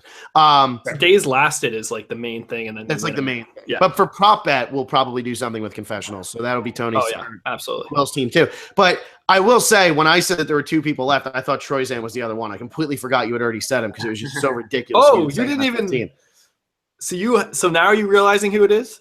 Finally, well, I know exactly who it is. No, I know exactly who the one there is. We go. But I thought the second was Troyzan, and we're not saying it's like Voldemort. We won't say who it is, but it's going to be. I think people have figured it out. I think so because they're probably sitting here going, "Wait, this is Will's pick that amazing?" Yeah, let's go. Well, I mean, and you put money on the person to win. Who you got at 6? Will at 6, I have Haley. I think Haley is someone that really can improve. she's her pregame is like, I played very badly last time, and I love how she's owning that and says that she needs to play differently. And that mindset, I think, paired with her very low threat or current level of threat is such a good combination. Like, people don't think of Haley as a threat right now. She's already said she's going to be a better strategist and play harder, which I think would make her a threat if people knew that. So I think it's just a good combination for her, and the way she's set up with so many people that are like, oh my gosh, I'm worried about this, or worried about this person.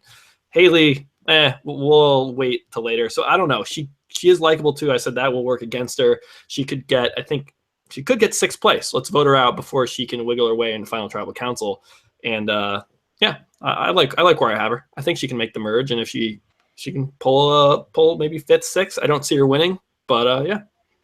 Yeah, I really like Haley. I mean, I really liked her. We love Haley. I actually no hiding that. I thought Haley was going to win Worlds Apart for a very long time. I really did. In Worlds Apart. And when this cast came out, everyone grouped Haley and Sarah together, and I was like, man, why are they getting grouped together? I remember Haley so much more vividly than I do Sierra, even though Sierra placed like 5 or 6 spots ahead of her. Yeah. So, but that's maybe just because we were really big fans of that No Color alliance and that No Color tribe.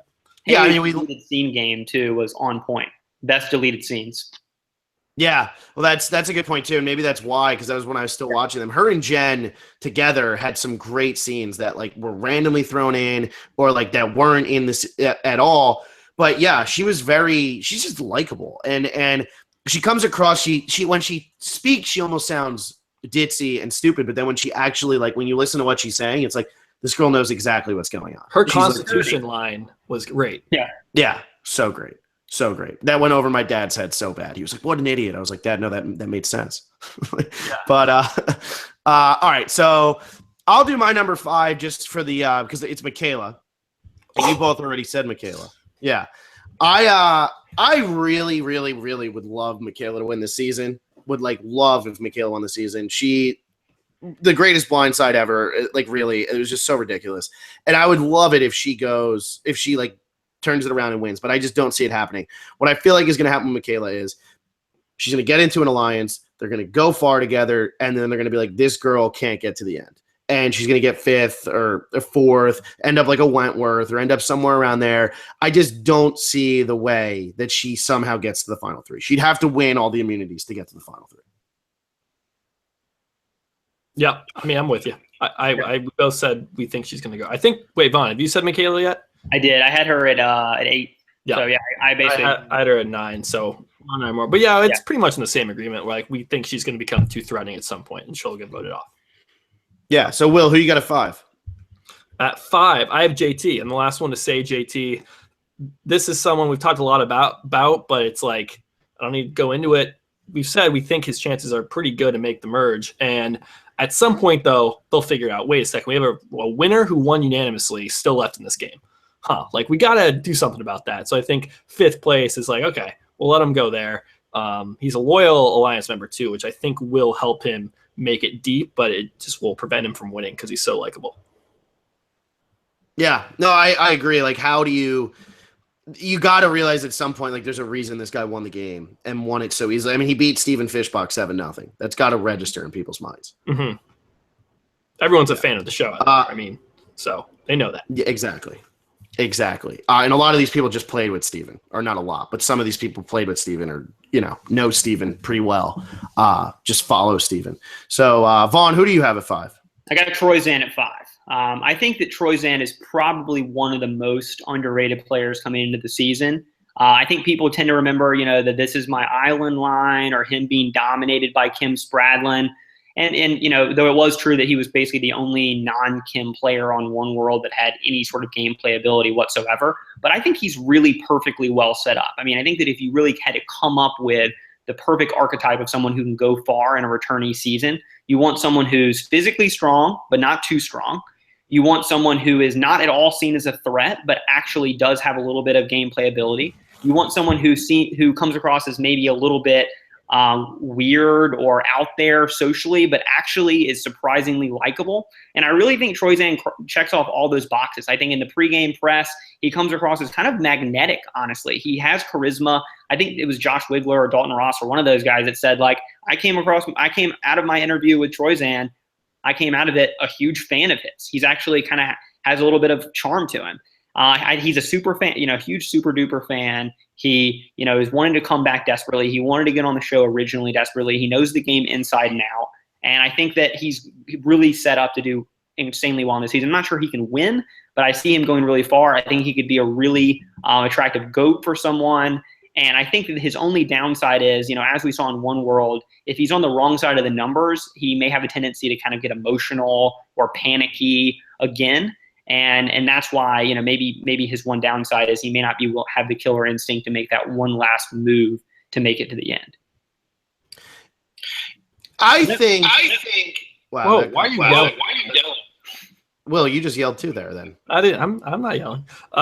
Yours just came through very loud too. Oh my God. Vaughn just did a great job of defending why I picked him first for my fantasy draft. And I know I just love Will's fantasy team. That's basically the bottom line. This is what it sounds like. I mean, I think we have Sierra Dawn Thomas. I don't think you've mentioned yet, Vaughn. You're just mentioning Troy's hand down. There's someone else that has yet to be named. He who shall not be named is still not brought up by me either. So basically, I'm just all aboard the Will fantasy team train. And I got ripped apart for having the worst team, and I really do. All my bad players I have on my team are bad players. The people we have early on the boot list are Sandra and Tony. So they're pretty good at Survivor, I think. So and I don't want to keep talking about fantasy team, but I think the only thing with Troy's in, because I do like him, I just think it's going to be that social charm. I'm not seeing that yet, and I think maybe some people have mentioned this, but again, he played in season 24. I don't know if he's just going to get along with people in his tribe. And then strategically speaking, it's like he's kind of a question mark. Like, is he a good strategist? I said this already. I just don't know. And so with those question marks of him fitting in socially and him being even a good strategic player at all is the only thing that worries me. But like you said, I mean, physically right in the middle, perfect. He's kind of on people's radars, but not really as like, it's not like Haley Sierra, but he's not like a top dog either. So he does have a lot working for him. So I agree with you there. I really think that Troyzan, the thing with Troyzan is in his season, if he's on a tribe with anybody that's not like Colton totally screwed up that tribe. Troyzan was stuck with that, stuck with Jay, stuck with Leaf, stuck with Michael, Jonas was okay, but you're stuck with Tarzan, who was literally just like, let me just be the last guy standing. I don't care. Like, he's surrounded by terrible, terrible, terrible, terrible, terrible players. And I really do think that he does, like Vaughn said, he knows the game well enough that this is his second chance, and his first chance, he knows like what went wrong. He was surrounded by idiots. He's not going to let that happen again. And I really do think that Troyzan is going to learn a lot, and I think that he also knows it well enough. First season, are you saying that he learned that Bradlin? That's what he learned. Yeah. Well, don't. But it's like you can't control who's on your tribe, and I know he's not. There's not idiots on this tribe. We have game changers on this tribe. But if he's going into the season saying to himself, "Look, the only reason I lost is because people were dumb," which it might be true, but it might not be either, right? Like, we don't know what's true. And if he's just blaming his loss on other people, then he's not going to change the way he played. And if he doesn't change the way he played, he really might not have a chance, because I don't know if he learned anything. I don't know if I agree with you that he actually has. But at the same time, so tell me, what does he really need to change from his game? I think he strategically, he knew Kim was the head of that snake, and that she was lying to Jay and the guys, and he wasn't able to convince other people. And we can blame the people for not believing Troyzan, but we can also blame Troyzan for not convincing them. So it goes both ways. But and that's why he also told Jay, we need to blindside Kim tonight. We need to play this idol and get rid of Kim tonight. And then Jay walked up to Kim and said, Troyzan's going to play an idol to boot you tonight. Like, you realize that happened, right? Yeah, so he didn't control Jay well. I mean, you have to be able to manipulate people, and you control them, and he wasn't. And again, some people are just too stupid. I know some people are too stupid. I'm saying it's yet to be seen. Just because Troyzan had a good read, and he wasn't able to do anything with that read. And look, I picked him number 1 overall. I did put him very high on my boot list just in case he gets booted early. So I will, make up points. It's a hedge. But I'm just saying there are a lot of question marks with Troyzan, more so, and he did get pretty far, but there's things we don't know, just because that season was it was kind of an anomaly of a season. Kim just ran that show. No one else was playing. It's just very hard to grasp what was really, Troyzan's skill set. I agree that he's a question mark. I would just say the one thing that put me over the top and convinced me to put him, low on the boot list, go back and read some of his pregame press stuff, like when he's commenting on other players and talking about when they should be voted out, I actually think he has probably some of the most astute answers. Like a lot of people are just like, oh, working on stereotypes or kind of loose memories of the game. But from Troyzan's answers, it's very apparent that he's gone back and rewatched everything. He's up on everyone's game. I think he's ready to go, and I think he's going to play. Yeah, I agree. That's why I'm so high. And I won't say where I have him yet because I haven't said him. But at 4, I have Sarah. And I kind of said what I think is going to happen with Sarah. I think she's the villain of the season. I don't think she wins. I think she can get very far. I actually think she could end up in the final 3. The only reason I put her at 4 is because, like, I could also see her finishing, like, 8th or 9th because people just get tired of Sarah. But I really do feel like Sarah's the villain of this season. Yeah, I mean, you can be a villain and get voted pre-merge, though. Just saying. Oh, no, you absolutely can. But I think that there's so many villains that are going to get voted pre-merge. I don't think that this is just, like, Sarah's the only villain on the season. I think she's the main villain of the season. Does that make sense? Yeah. I hear you. I can totally see that. Absolutely.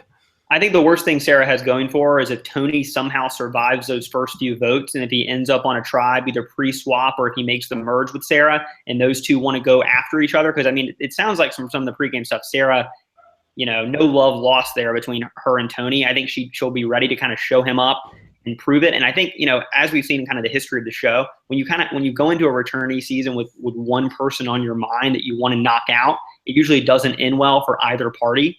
And so I think that the best thing for Sarah's game is if Tony gets voted off early. Yeah, she needs to never be on a tribe with Tony, ever. Yeah, if that happens, one of them's going home.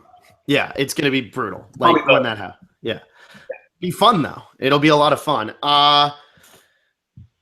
So, Vaughn, who do you have it for? I've got Zeke at 4. First of all, of course, I had the shirt, so I mean, I had to put him pretty low on the list. No, I think that Zeke is a great contrarian pick. I think this is a great opportunity for me to pick up on some points because I think there are a lot of people that are going to have him even higher than you two did. It's very easy to say, oh, he's going to be targeted early because of the ghost of Russell. Jeff apparently has already told the cast about Russell in the context of the 2 returnees from Millennials versus Gen X. And I think also, he will be seen as a challenge liability. Maybe he's going to come out guns blazing and be kind of play too loud of a game. I totally see all of that, but I think that he's got some hidden upside. I mean, number one, first of all, he has played with Survivor returnees before in Survivor Brooklyn. I don't know if you guys have seen season 4 of Survivor Brooklyn. If not, I would not necessarily recommend it. It's not particularly watchable. They lose a lot of the footage, including all the final tribal council performances. And it's kind of a mess, but I sat through it for you guys to learn as much about Zeke as I could to defend him. And he was basically the short recap, so you don't have to watch it, is he was on Sophie Clark's Spoilers. Spoiler alert, by the way, if you've not seen season 4 of Survivor Brooklyn, I apologize profusely. I'll give you a couple of seconds to turn it off. Turn off the podcast. No. So he was on Sophie Clark's tribe to begin with. Our viewership just dropped. Yeah, right. Everybody just turned off. Yeah. Oh, man. Sorry about that. So he aligned himself with Sophie. He basically was willing to play second fiddle to her. He didn't play this loud, bombastic game where he was trying to get a bunch of attention. He kind of rode Sophie's coattails. He let her be seen as a target.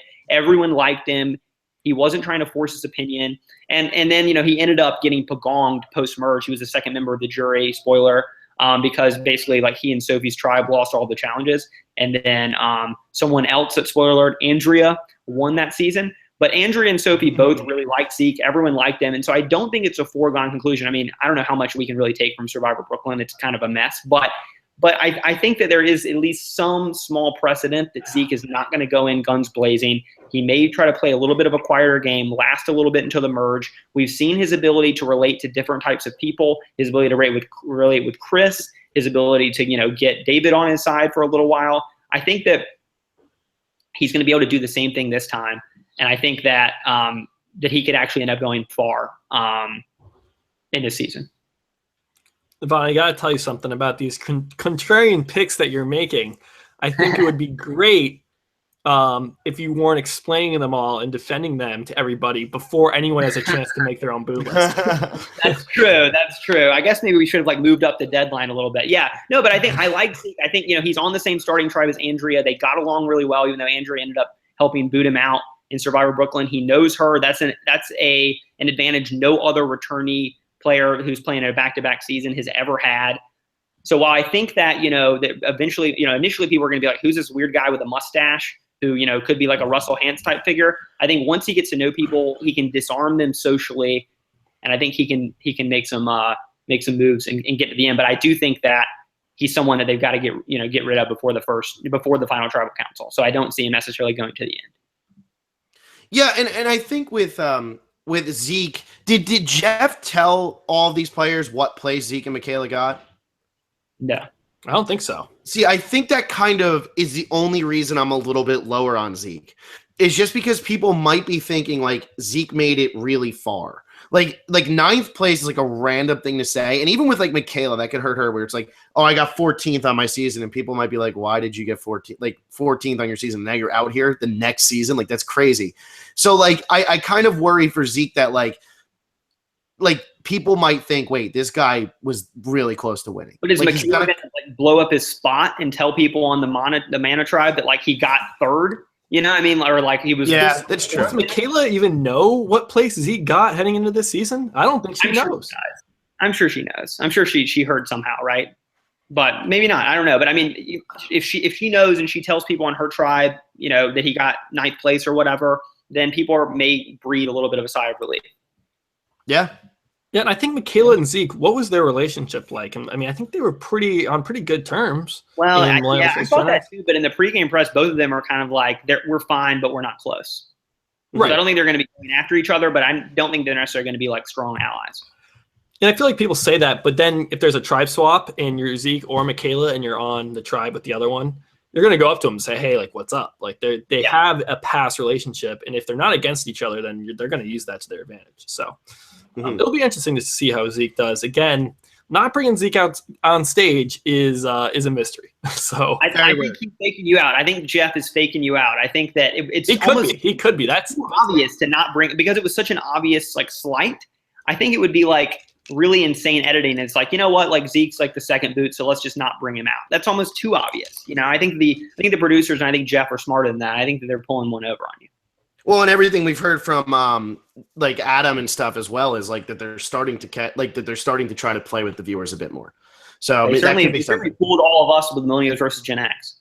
Mm-hmm. Yeah, they really did. I thought really did. Yeah, David or Jay. Yeah.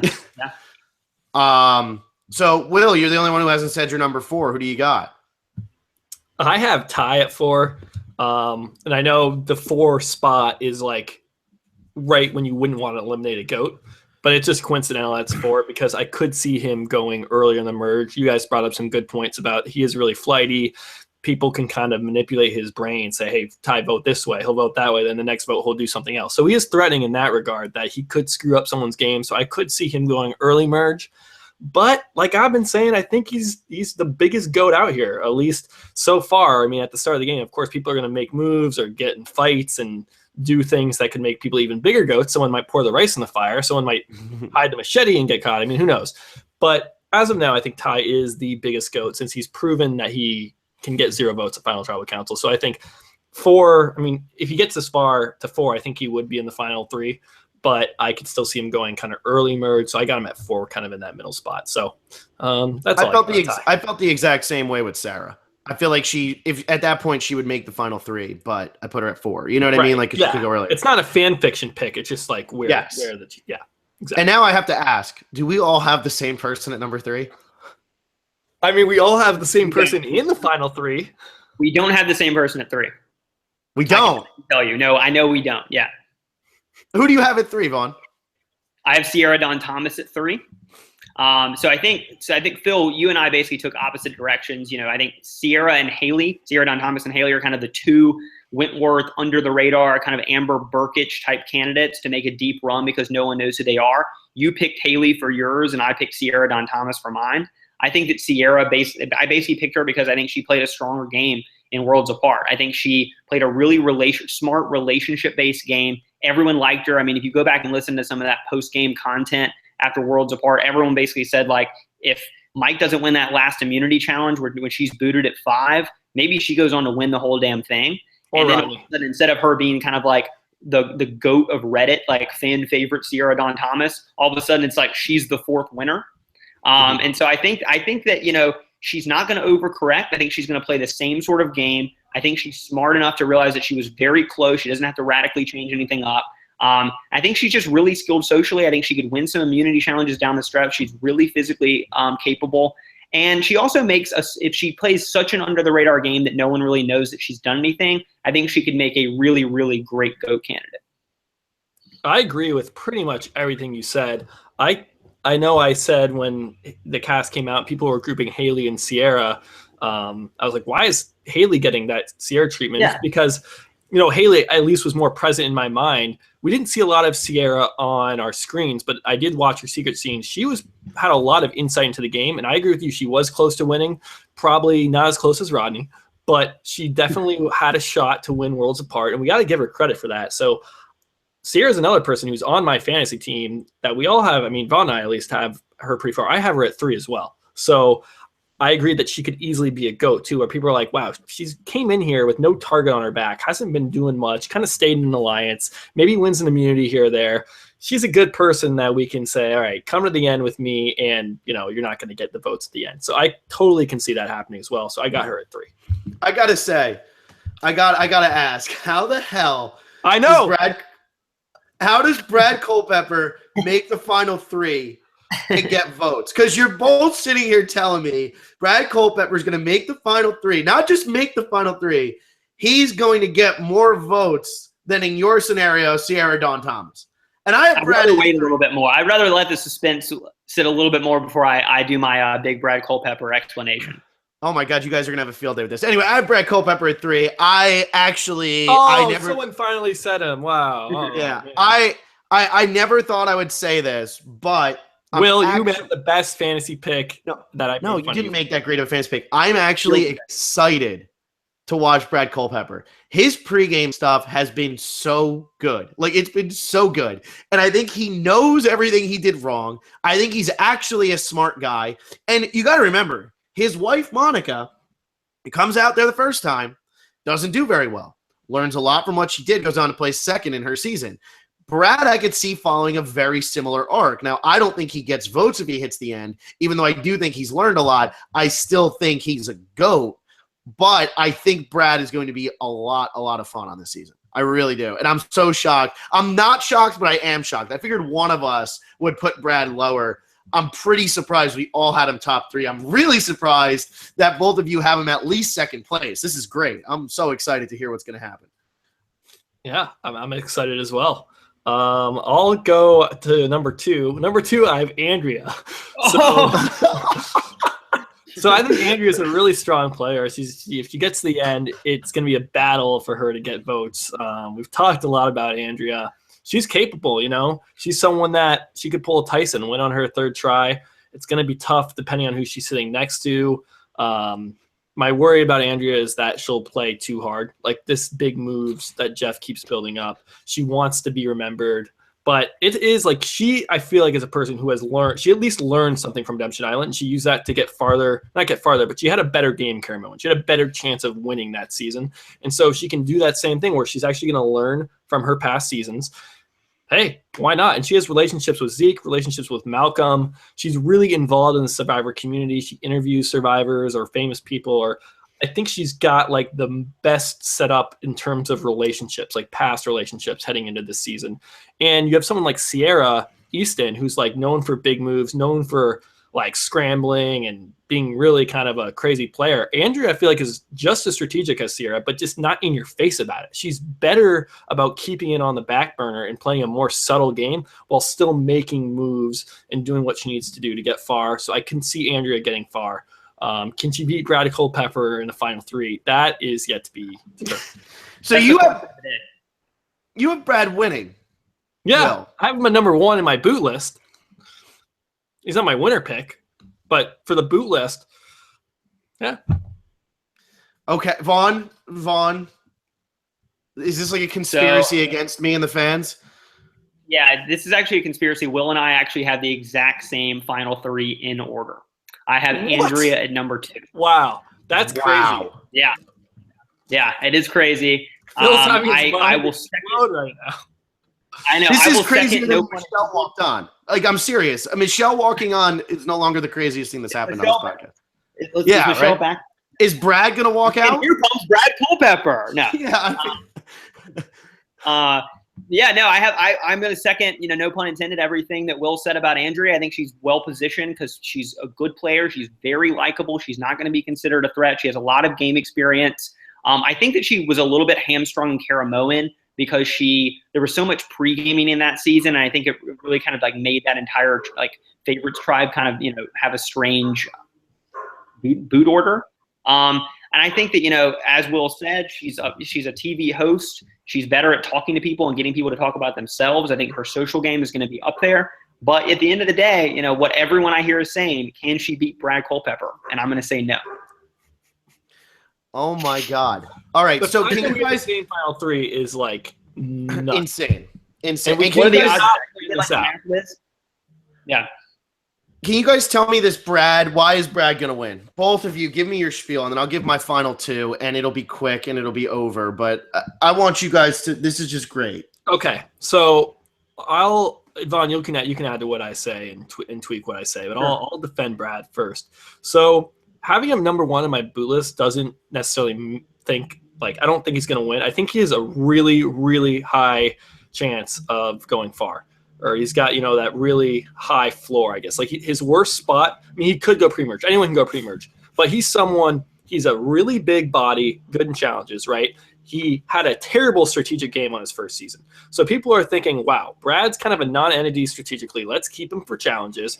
And then if you listen to what he said, he's learned from his first time out there. He realizes he played too hard. You had Caleb at that tribal council that he got voted off, look at him and say, I'm voting Brad because you're playing too hard. You've been going behind people's backs. And he got direct feedback. It's kind of like the Julia and Aubrey thing. He got direct feedback on what he did wrong. So he knows exactly why he got voted out. It's not like Michaela, where I don't think she got to really talk to Jay or talk to her cast after. She looked at Jay and boom, doesn't really know exactly what went down with the reason she got voted off. And that's true for a lot of people. That they don't fully grasp why they were taken out of the game at the time they were taken out. Brad has that information. And like you said, he's a smart guy. I think he can use that information and say, look, I'm going to play a little bit more under the radar. And again, I don't know why you're taking out Brad pre-merge. He's probably one of the bigger locks to take that is going to make the merge, at least for me. He could he blow up with somebody in a fight? Absolutely. I just think Brad has learned from that. I really do. So he's going to make the merge. Then when you're at the merge, I don't care if Tony, Sandra, Ozzy, JT, Malcolm all go pre-merge. We're merging at 13 here. There are going to be bigger threats no matter what at the merge with Brad. He's never going to be the number one guy. And if he can just find the numbers, he's going to get far in this game.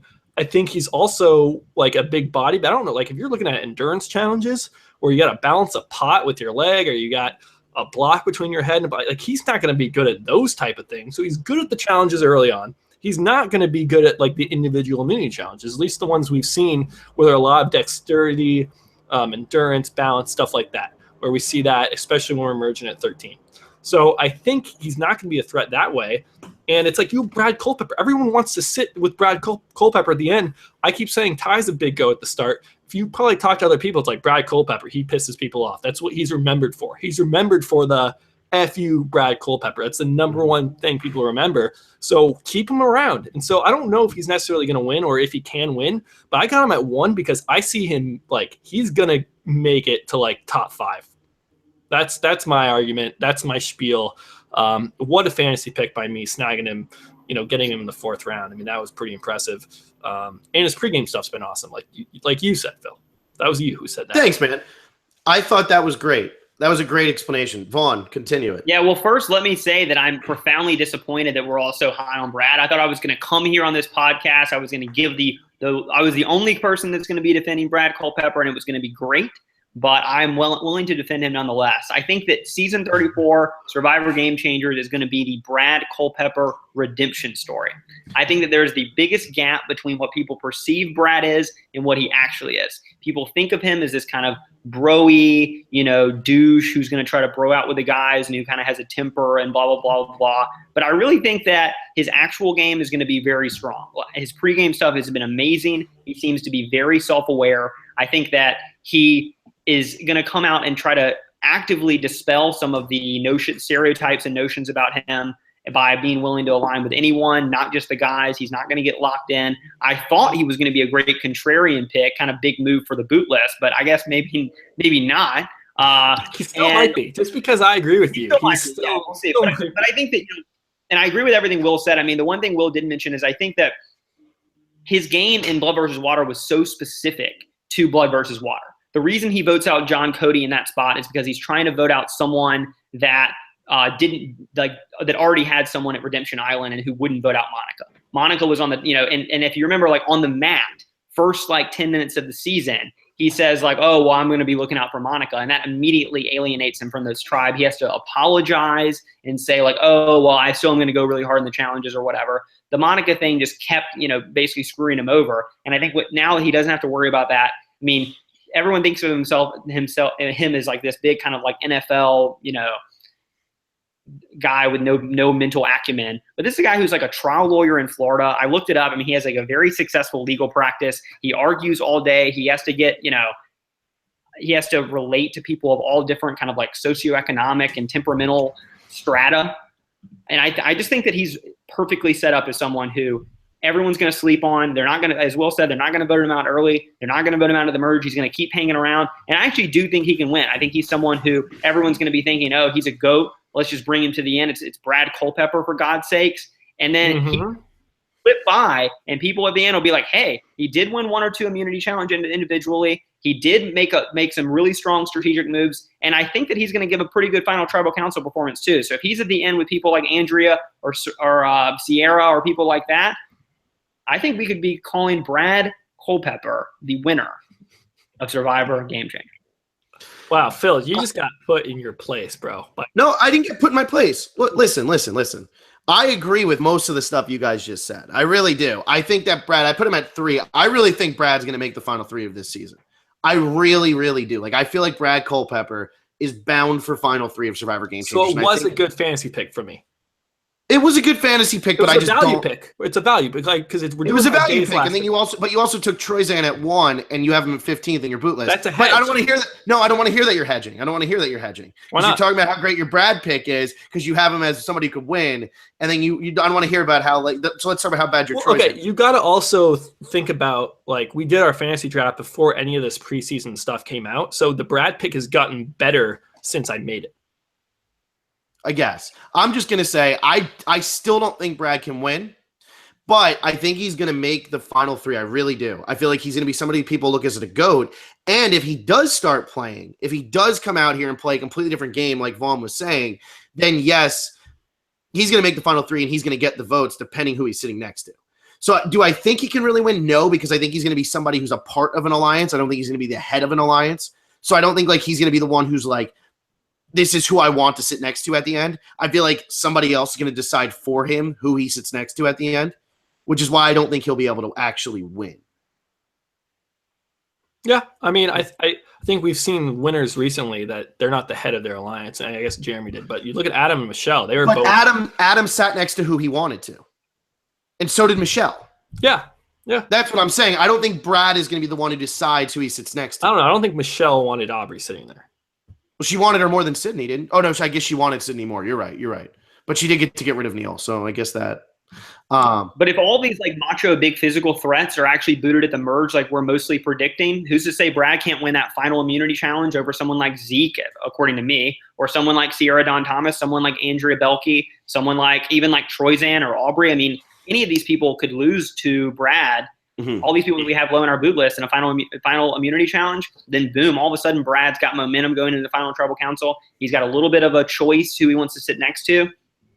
I think he's got a lot. And of course, he did lead an alliance in Blood versus Water. I mean, it ended up getting himself in trouble, but he's the one who started that all-male alliance. He said, hey, we've got the numbers 5-4.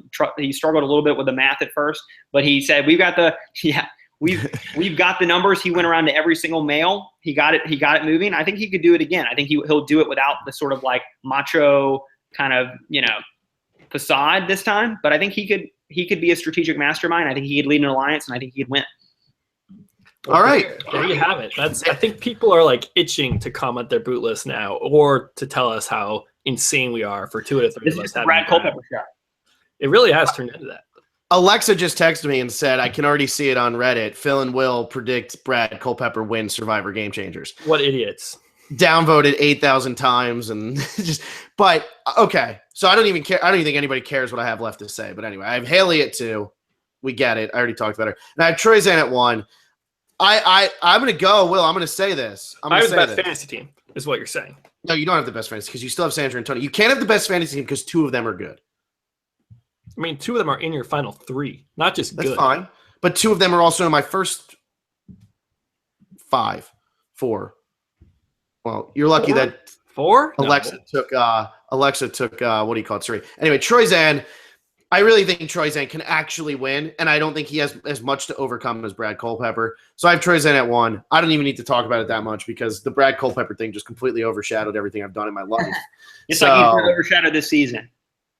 I feel like it might happen. I think that's going to make a lot of people nervous, and I think a lot of people – I can already hear the Jeff hate from people, just like he only brought Brad back, and then it was just the Brad Culpepper show, and blah, blah, blah, blah, blah, blah, blah. But – I don't know. I think Troy Zan is a social guy who is actually pretty liked by his cast. He just had no pull because, I mean, he was right about pretty much everything he said on that season. It's just nobody listened. He had to try to work with Kat, and he had to try to work with Jay, and he had to try to work with Leaf and Christina Cha. It's impossible. And Tarzan. It's impossible. It was impossible. He just had no shot. So I really do think that Troy Zan's got a good shot here, but that doesn't matter. That doesn't matter because Brad Culpepper. I think the one thing, I mean, I have Troy Zan at 3. I think the reason I can't kind of, or I have him at rather 5 rather, but the reason I kind of get like a little bit of a goatee flavor from Troy Zan, unlike Brad, is that I think that Troy Zan's less likely to be taken seriously. It's sort of like Hannah at the end of last season. People thought, okay, she's done a good game, but she's so quirky and weird, and she's also all over the place that we just don't really respect her, and she was seen as a great GOAT. In the same way, I really am high on Troy Zan for all the reasons I mentioned earlier, but I think he has a little bit of a downside of people being like, oh, he's kind of weird. And people don't like to vote for weird people in the final tribal council. That's true, too. That's true. That's true. Although I wouldn't say that Brad Culpepper is the definition of normal. So we've hit 2 hours, Will. Just all about. Right. All of our podcasts are so long. Yeah, we do a lot of long podcasts these days. Let me just wrap up the rules one more time, make it super, super clear. 20-1. Each player you put once, 20, 19, 18, 17. But one time for each player. How you think everyone's going to do. Think about it strategically. You got to hear what we thought. Comment on YouTube. That's it. The YouTube comment, very simple. And if you double check your work. Double check, yeah, and then you have to be a subscriber too. So you got to. We have a whole list of our subscribers. If we're grading the boot list and we do Command F, look for your username, and it's not on the subscriber list, we're not going to grade your entry. It's not going to count. And also make sure you have your subscriptions turned on to public so that we can see that you are subscribed. So make sure you do that too. And if you're not subscribed and we're grading, we'll let you know before we kick you out. But after one warning, you'll get kicked out. So make sure you're subscribed. If we want there to be 2 buffs for this, go to iTunes, leave us a 5-star review. I feel like it's kind of bribing for a 5-star review, but I think other people do that. They do giveaways for 5-star reviews. And we've never asked people to review us on iTunes yet. So this is like our first, please, if you do enjoy our show, if you don't think we're 5-star worthy, don't leave us a 4-star review. You don't have to leave us a 5-star review either, though. So only if you really believe it, leave a 5-star review. Does that make sense, Phil? I agree. If you don't believe it, don't do it. Right. Exactly. We're begging for it, but don't do it if you don't believe. What was I going to say? I actually had something really important to say, and it completely. Oh, I just want to say we're not going to do comments here because we've already gone on for so long, and we want to keep this mainly about the boot list. But Ann Curtis found a pretty funny. That's Gamer Girl. She found a pretty funny thing from Jeff back in 2011 that said, "I can see it now. Hey, everybody, welcome to Survivor 34. I'm your host, Malcolm Freeberg." But it's just very weird that Malcolm is now going to be on season 34. That was actually from 2013, not 11. But that's just weird that came out of there. That is funny. It's kind of strange that Jeff said that. It's almost like he rigged it for Malcolm to be on season 34. Maybe he is the host. Who knows? But that'd be a big game change, right? That would be pretty intense. The first twist of the season, I'm going to switch spots with one of you. Would that be counted as like a 20 boot for Malcolm? Because if so, my boot list is already looking good. Yeah, that's true. You're beating me and Will. Well, I will say this, Vaughn, and I want to give you some props here. you are officially winning the Bootlist game as of now. You have -5 points because you donated, and part of the Kickstarter thing was -5 off the boot, or 5 points deducted from your Bootlist. So you are officially winning the Bootlist game as of right now. I'm not going to relinquish the lead. Spoiler alert. There you go. There you go. So you have -5. Some people will tie you pretty shortly, but you're off to a hell of a start. All right. Well, I think that's it. I'm trying to think if there's any other stuff I need to clarify about like the entries. I just know people that can get confused. I hope not. If you have questions, comment the questions, and we'll let you know how to do it. It's pretty simple. Vaughn, thanks so much for coming on. Thanks for the donation. You helped us get on iTunes. We've never shown these mics, but we have mics now. So that thanks a lot for that. It really helped us out. And yeah, great job, Phil. Do you have anything else? No, that's it. We'll see you guys sometime this week for the prop bet game. Oh, that's what. Prop bet. Tweet us your prop bet ideas, because we have like 15 that we use every season. And prop bet's a different fantasy game where you can win a buff. It's a lot of fun. We have different little bets. You put each person's names once. You weight the bets. We'll get into all that. But we want ideas, and these are kind of like, they're not necessarily superlative things like who's going to get the most or who's going to do this the best. It's more just, will this happen? So I know a couple of our prop bets is this person will win individual immunity. This person will be a member of the jury. I think our only like superlative one is like this person will get the most confessionals in the premiere. This person will be the winner. So there's a couple where there's just one person. Most of them will cover about 5 or 6 people. We have this person will receive less than 5 votes. This person will receive more than 10 votes. This person will play an idol successfully. This person will find out. So stuff like that.